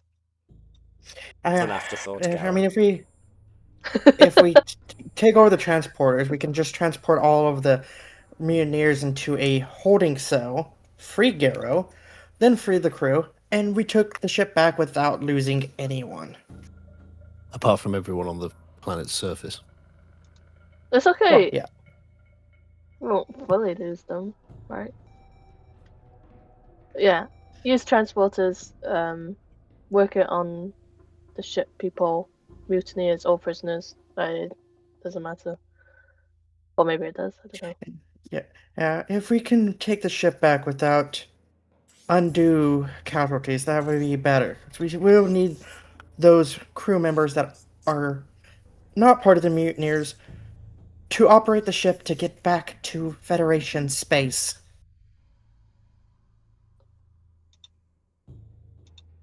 So are we beaming all of them from the planet's surface onto the ship, whilst also doing this? I think we need to But we secure can- the ship first. Yeah, we And really then- do need to secure the ship first. Yep. I think otherwise there's some kind of other diplomatic issue, I'm sure, that's going on. I'm sure the captain, I'm sure the bridge crew can handle it. Okay. Let's see then. What have we got here? So you want to try and get to the transporter room. Alright then. Can we control it from here? With the help of Little Nolan? Not really. I mean, you were blagging it as much as it was to try and access the internal sensors by just using another sensor system here. To try and actively use the the transporter room in such a way, you're probably going to have to gain actual physical access to the transporter systems itself. Which means you are going to have to probably find a way of taking on the people who are there, because there are people there. We're in like the deck where there's phaser maintenance, right? Maybe there are some big guns that have been newly maintained.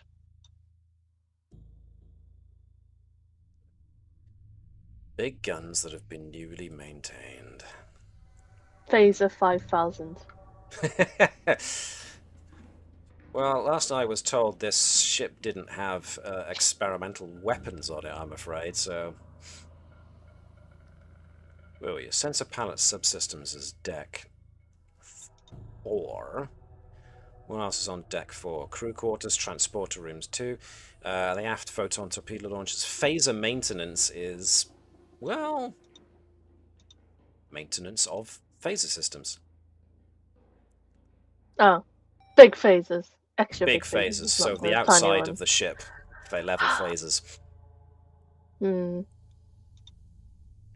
Now, you do have the issue that within the transporter room there are 3 guys awaiting you. So what do you want to do? There are 5 of you versus 3 of them, but still, got to imagine that the transporter rooms are pretty important to them. So what would you like to do? Now, you are kitted up to the nines now. You've got body armor and phasers and whatnot, but... And we've got Councillor Sax's confusion ability. which hasn't been tried yet.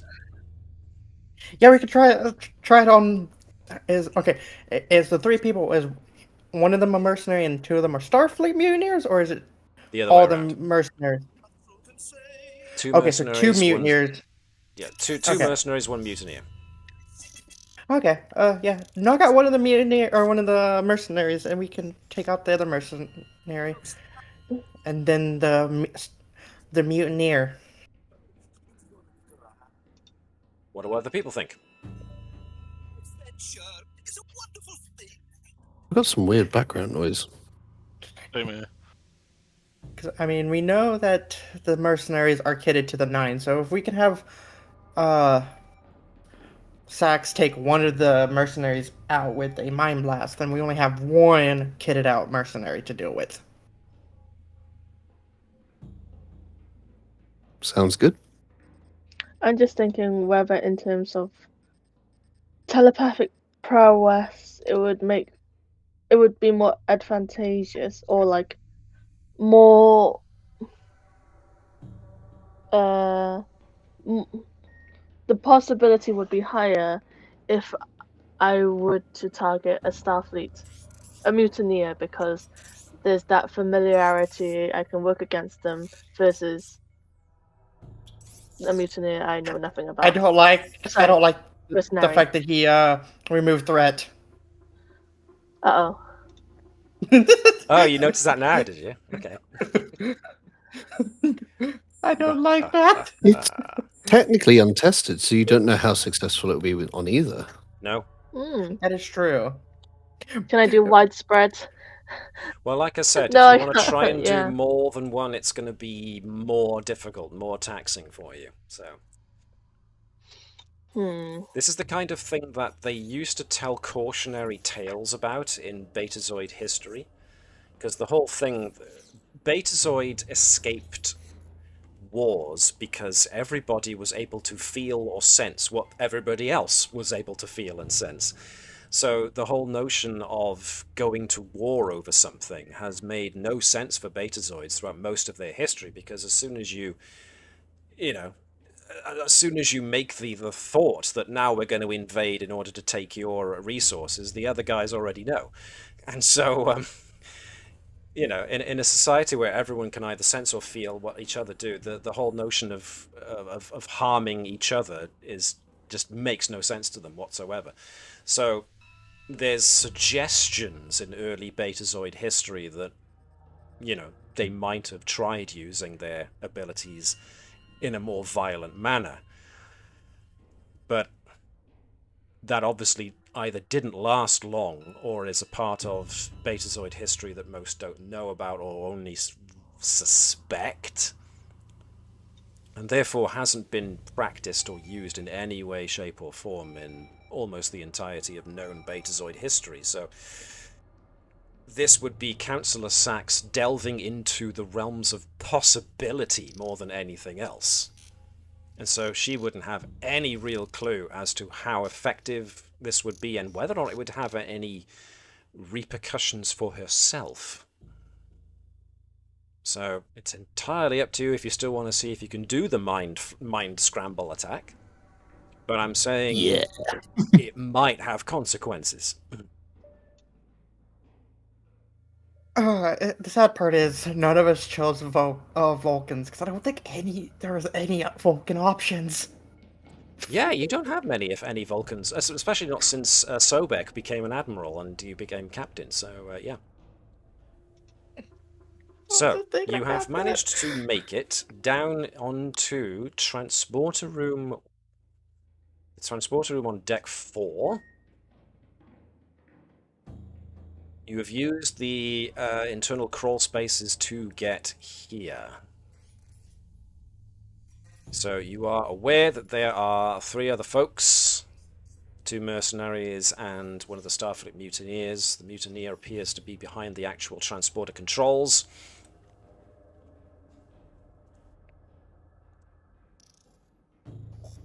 And you have the intention of having Councillor Sachs take an attempt at doing the mental attack on one of them.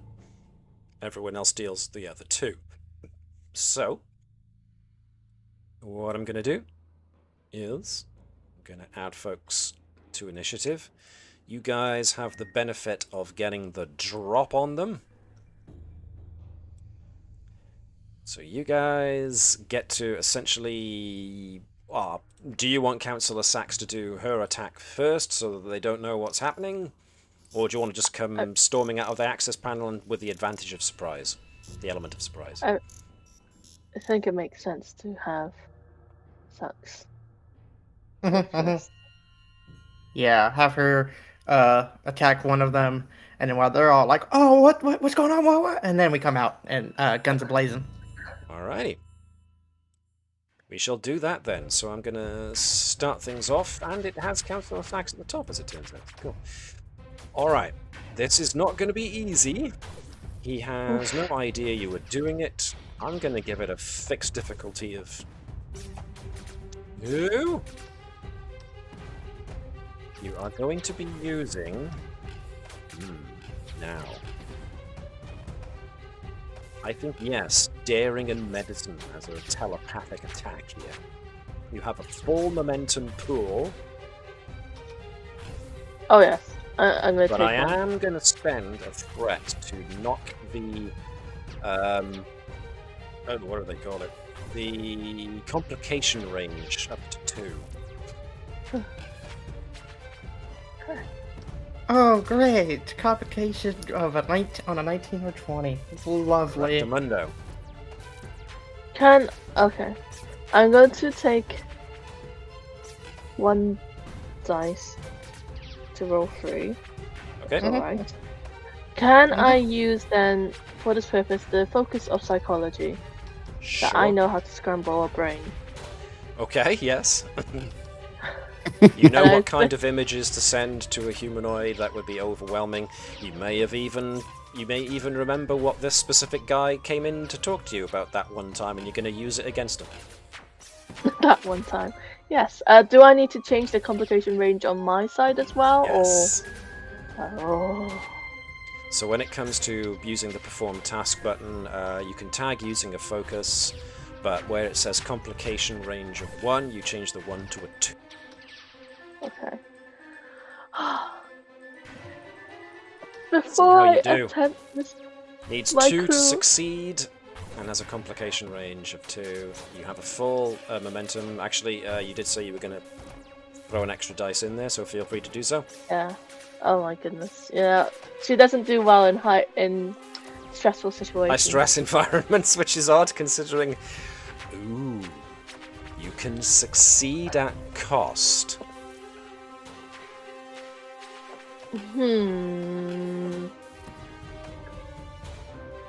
Okay, let's succeed at cost. Alright, so Councillor Sachs does something she never thought she'd ever do again. Rather than just receiving, she tries transmitting. And so to everybody else, you can see that she closes her eyes and she screws her face up tight. All the veins and muscles in her face and neck are straining, are popping out. Uro feels a bit disturbed by this, because this is nothing that's a Betazoid has ever done before.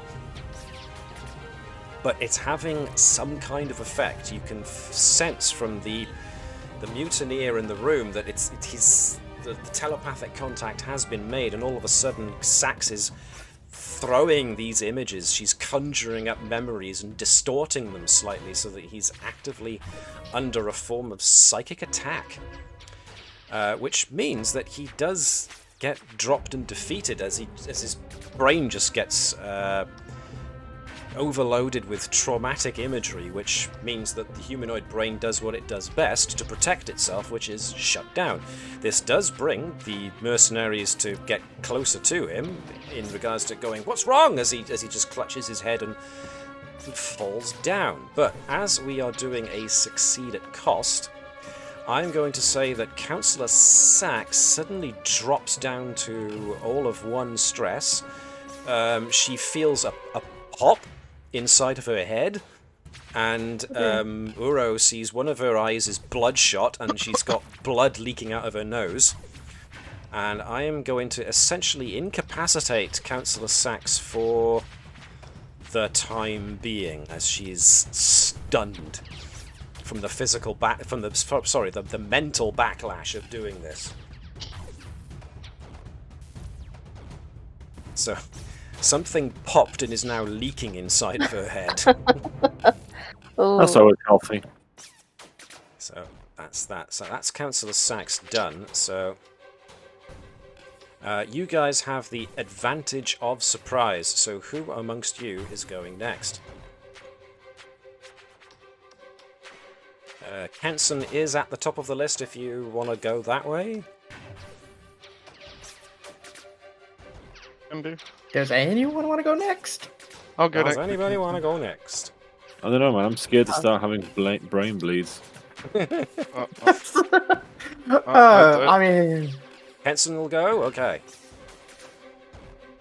Right, You already have a phaser, you don't need to draw it, so... can I step in? Absolutely you can. So suddenly coming out of the... Wait. I can't Sorry, see. the oi wasn't directed at you, that was directed at my cat who's being an ass. I can't see anything over here. You can't see anything at all? I see this person, but I do not see anybody around here. That's weird. Yeah, it is a bit. It's like, you know how you've got the shadows where you see stuff and don't. It's just blacked out. I'm And it's going not to take moving. token vision away and hopefully that'll solve that. Yeah. Yes. Yes, I can see. Okay, cool. So Kenton steps out into the room. Yep. Trust I'm going to shoot at that one. Cool. Right, so it's control and security with a difficulty of 2 to shoot at somebody who is not behind cover. Alright, and perform task. No focuses. Got momentum if you feel you need to use that. No, because strangely, grav ball maintenance and warp field dynamics has nothing to do with firing phases. I'm gonna use my Type 3 phaser, by the way. Righty. I had a feeling. That is a 4 and an 18, which is 1 success. So unless you want to re-roll somehow. Reroll? Haven't got anything to reroll. No, I haven't got anything to re-roll with. Yeah, so that's a Type 3 phaser rifle miss. We're doing Alright, amazing. you guys still have the drop on them, so another one of you can go next. Yeah, go on then. Go on then, okay. I'm gonna jump out. And, oh, well, I'm gonna apparently hit my head on something and not be able to get out. But there we go. I'm gonna run into a wall. Okay, I'm gonna take a shot at this fella. Same guy, okay, cool. Again, you've got momentum if you want to add extra dice. It is control and security with the difficulty of 2. I'll take one momentum if that's okay, being a doctor yep. or a nurse, not a warrior. Cool. Yeah. Right. 3 dice. 3 dice. Every time I take one momentum, I take one sip from that, green Klingon slaying thing. Oh, that was almost a 2, but that is a 7 and a 3, which is 3 successes, which means one goes back in, and that is a hit.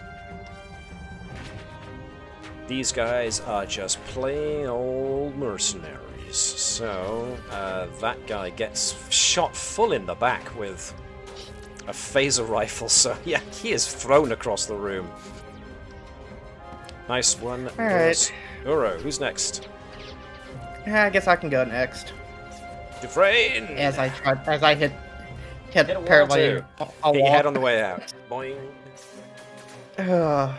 And because she is a scientist and not a warrior, I will also be taking Oh, that's fair. That's fair. Control security. a difficulty momentum. 2. Oh,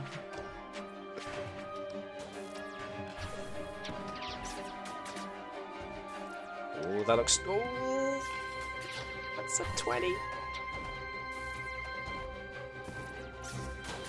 Does Dufresne? No, she doesn't. Can I So use my determination to reroll? Sure.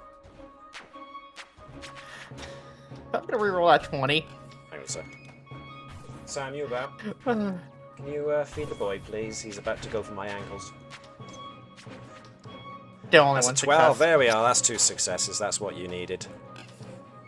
So No, I still have the Dufresne. 1 because it's supposed to be a 10. Yeah. Ow. Yeah, it's only counting the 6 still. Oh, wrong guy. Shoot that guy, then shoot this guy. Okay, so Dufresne, bit wobbly at first, doesn't quite get her. Hang on a second, I got a cat.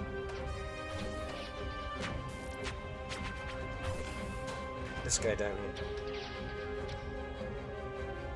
Sorry, I'm currently having my ankles savaged by a hungry cat, so waiting for him to kindly bugger off. Not gonna happen until you feed him. Almost guaranteed it. He's not going to happen until he actually hears or sees what happens. So here we are. But that is a successful shot. Baboosh. With that reroll, so we get 2 successes, which is what we wanted. Okay.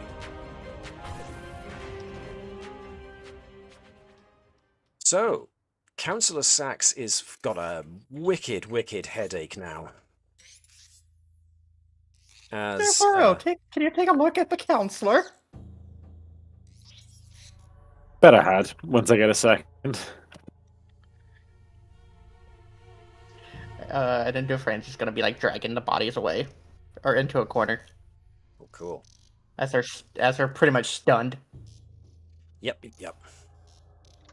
Nurse Uro taking a look at Councillor Sachs, what you essentially find is that she has scarring on the brain, where the certain parts of the betazoid brain that are used to receiving and processing telepathic and empathic signals has essentially, well, it developed a number of hemorrhages around that area. Nothing terribly life-threatening,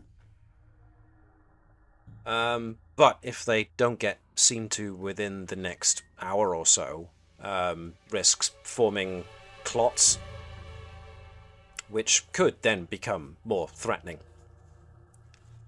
So the bleed from those blood vessels popping isn't isn't big enough to cause like pressure on the brain. It's not bleeding profusely, it's just small trickles. But if they are allowed to form clots, that's when it becomes a problem waiting to happen. So the sooner you can get to some medical equipment, the better you will feel about it. Councillor Sachs herself for the moment, yeah, feeling very woozy. And unfortunately, her telepathic ability has gone for the moment. Almost like a pulled muscle, you know, you've pushed it past its limit, and now it just hurts to use it. But you now have time. You have disabled some of the guys here in Transporter Room 1, so you've got a limited amount of time with which to act. Thomvagor, do your thing. I mean, if we have the transporter back, I feel like should Uro and Sax go straight to the sickbay? Well, you could, but you don't know how much of the ship is still being guarded. So it would be a trip to sickbay, which is on level... Well, if I 5. beam Tech 5. all of the mutineers and mercenaries into some in the cargo bay we escaped, or a similar one, that will give you time. Whilst I beam everyone else to a safe location. Sure. So that's going to be a number of tasks there to get that done. So what's the first thing you want to do? Get your fellow crew out, or put the mutineers and mercenaries into somewhere? Put the mutineers and mercenaries into somewhere. So targeting them, and then just transporting them without communicators and without weapons. Right, so that's a bit more fiddly a job, because you are trying to filter the pattern where it lands. So that sounds like a difficulty 3 job, so any assistance you can glean and gain from everybody else would probably be a good idea. Well, I have a focus Can't in you just, senses. You do? like, disable the weapons? Like, they still have the weapons, but they're just disabled to where they can't be used. Could, but then that's a bit more fiddly again. That'd Would be it be harder, yeah. less fiddly to only... Zomvagor can do this. Because rather than edit the weapons in transport, just don't transport Remove them. What were you going to say, Yeah. Connie? Transport only organic matter, so only themselves, sans Naked. weapons. I was Exactly. gonna say, Okay. they all turn up naked without any boots or uniforms or anything. Yeah. Hey, I mean, in Dufresne's opinion, they lost the right to be called Starfleet when they mutinied. Sure. So, all right, nobody out. So I'm going to transport them naked. Mutineers and mercenaries. Yes. We're getting saucy Right. on this show, folks. And I'll use his The only ratings just gone Starcross. Starcross. All right. So control if you- and engineering? Liz, you were going to say something? I mean, if they want, Dufresne could help if they want any help. No, so because I'm using the Starcross, I'm going to steal some momentum Ah. to greatly increase chance of success. Okay. Just Dufresne has assistant. Is that what you're thinking, Liz? I mean, it only happens with science and medicine. Oh. Yeah, this is more engineering because he's using the transporters, so... Cool. Sensors, because I'm choosing what to pick. Yep. Currently rolling 2 dice, dedicate focus. I'll take 1 to roll 3. Is it difficulty 2 or 3? Sorry. 3. Difficulty 3, so I'm only rolling 3 dice. How much would it be to get a 4th dice? So an additional 2 2. more momentum. Would everyone be okay with that? Yeah. I mean, yeah. You could still theoretically have somebody helping you for the 5th dice, and it won't cost momentum as well. There's Okay, that. so I'll take 2 dice, and I'm rolling 4. Who wants to help? Henson's got good engineering Yeah. Come on, Kenson. And good control. Dream team. and good control. Roll on Alright, I'll Naked roll- Thursday. I'll roll the mega dice. Oh, I see a 2 in there as well as an 8. Good lordy Yorks. Anything you want to add here, Kenson, will be cherry on the cake. More bonus momentum. No focus. Not for... well, she hasn't got sensors or transporters, so... Okay. Nevertheless, that's 6 all together, which means that I said it was 3, it gets 3 extra back, and is phenomenally successful. You managed to successfully transport all the mutineers and the mercenaries, isolating their life signs throughout the ship, which is easier to do because they've all got comm badges and active weapons. So being able to filter their life signs out from the life signs of crew members scattered aboard the ship, incarcerated throughout the ship, is easy. These guys have all got signals you can tap into, so you beam them all, buck naked, into a confined space. Nicely done. Which means that I hope any of them are. I hope none of them are squeamish. Or indeed easily embarrassed. Yeah. But that, as you say, is not your problem. Right, you have... Well, you have a certain amount of time, you think, before the more resourceful amongst them is able to start looking at making their way out, especially since, like you say, you pushed them into the cargo bay that you guys were originally in, so that's damaged. The only way out they have is through the Jeffries tubes, and... You know, they're all naked, so they're going to be staring at the guy in front of them's bare ass the entire way. So their progress they can escape. may be hampered. And we'll be able to track them because only our life signs are disguised. So, right, with that, let's free all of our the loyal crew members. By what method? You're just going to transport them out somewhere and put them all into a central place? Do we really need to do that? Because we've got some time. We can go... That's essentially was going to be my point. So now that you've got this time, what do you want to do with it? Well, Zonvagor is going to beam the senior bridge crew from the planet's surface back here into the transporter bay, whilst the rest of the team can go and free our... So we're doing 2 things at once. I see. Those guys can run out whilst we've got time, free some more people. I'll get the senior bridge crew here. Okay. I think we need to sort Sax out as well. Yes, need to sort Sax out. And also take Sax to the medical bay, while Kenton and Dufresne go take care of freeing everyone else. That's fair enough. Okay. Oh yeah, Dufresne's first course of action is going to free Gerkow. Go to Gerkow, right, gotcha. So down to the bridge. Good choice. Okay, that's where Dufresne's going first. So with Kenson and Zonvagor remaining behind to try and do the retrieval of the senior bridge crew, the rest leave.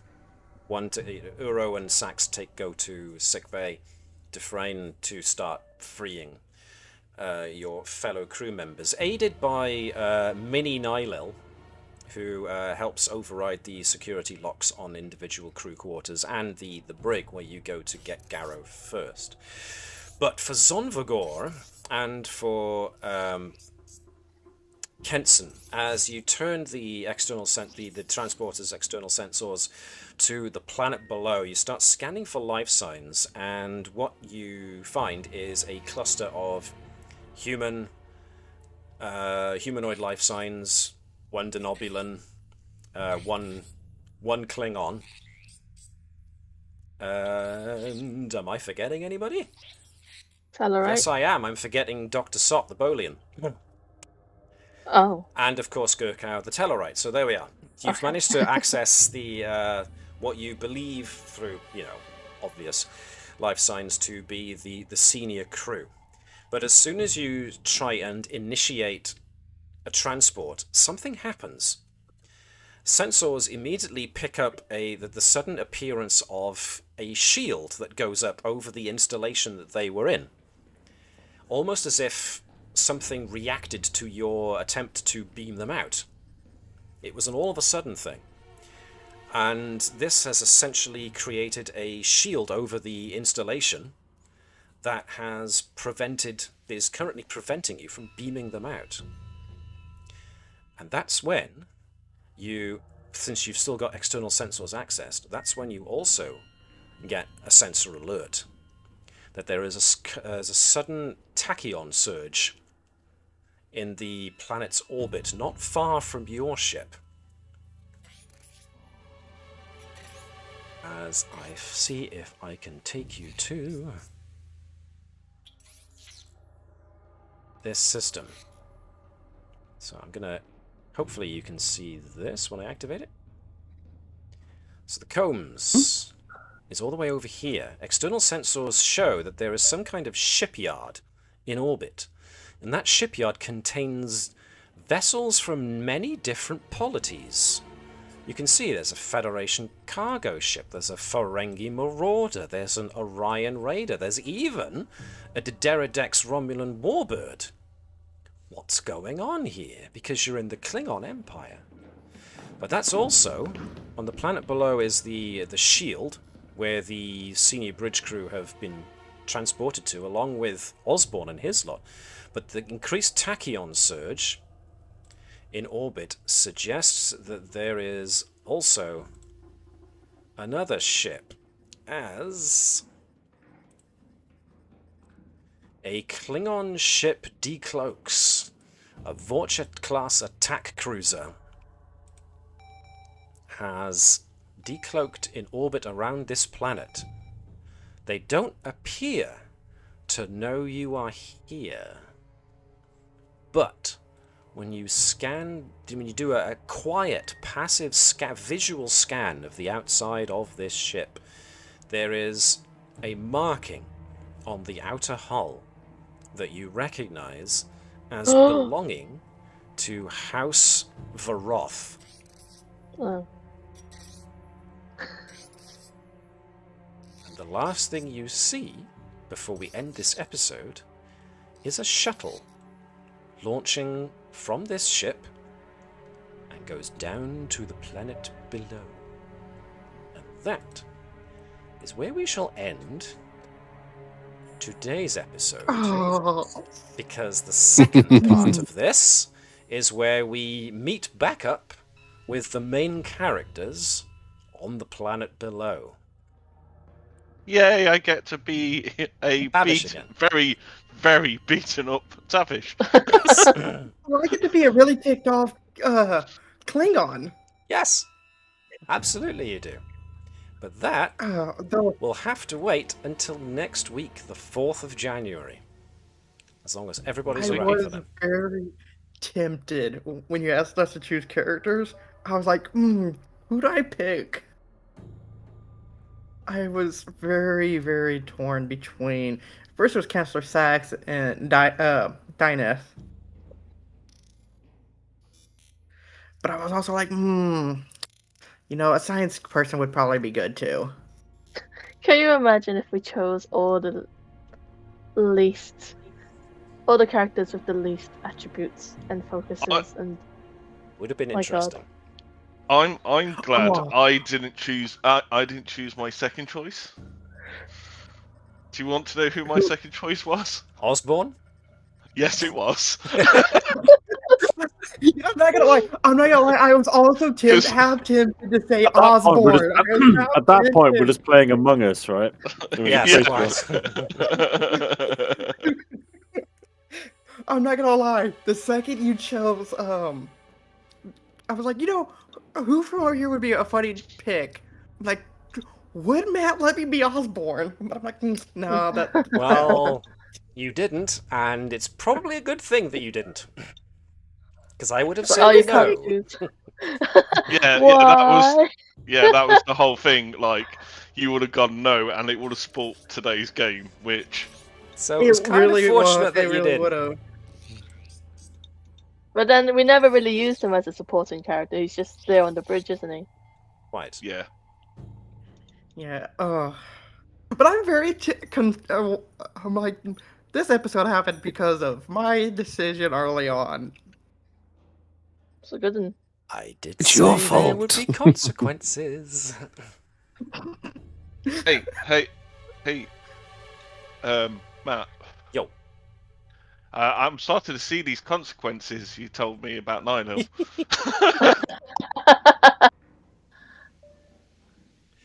Well, hopefully this has been an enjoyable departure from the usual.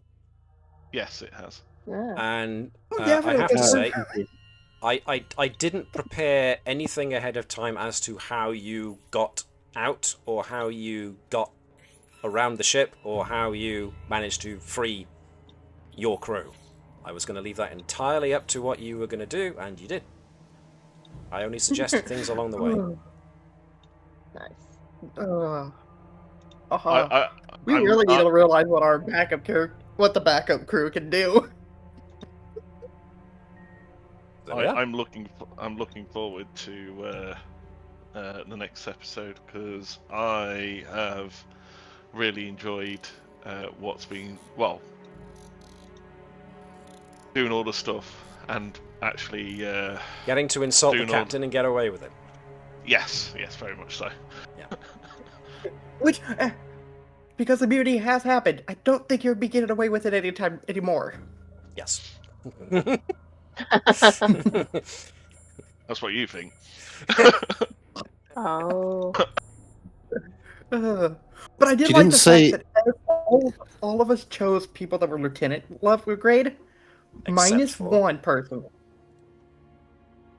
Well, she might get a promotion after this. You never know.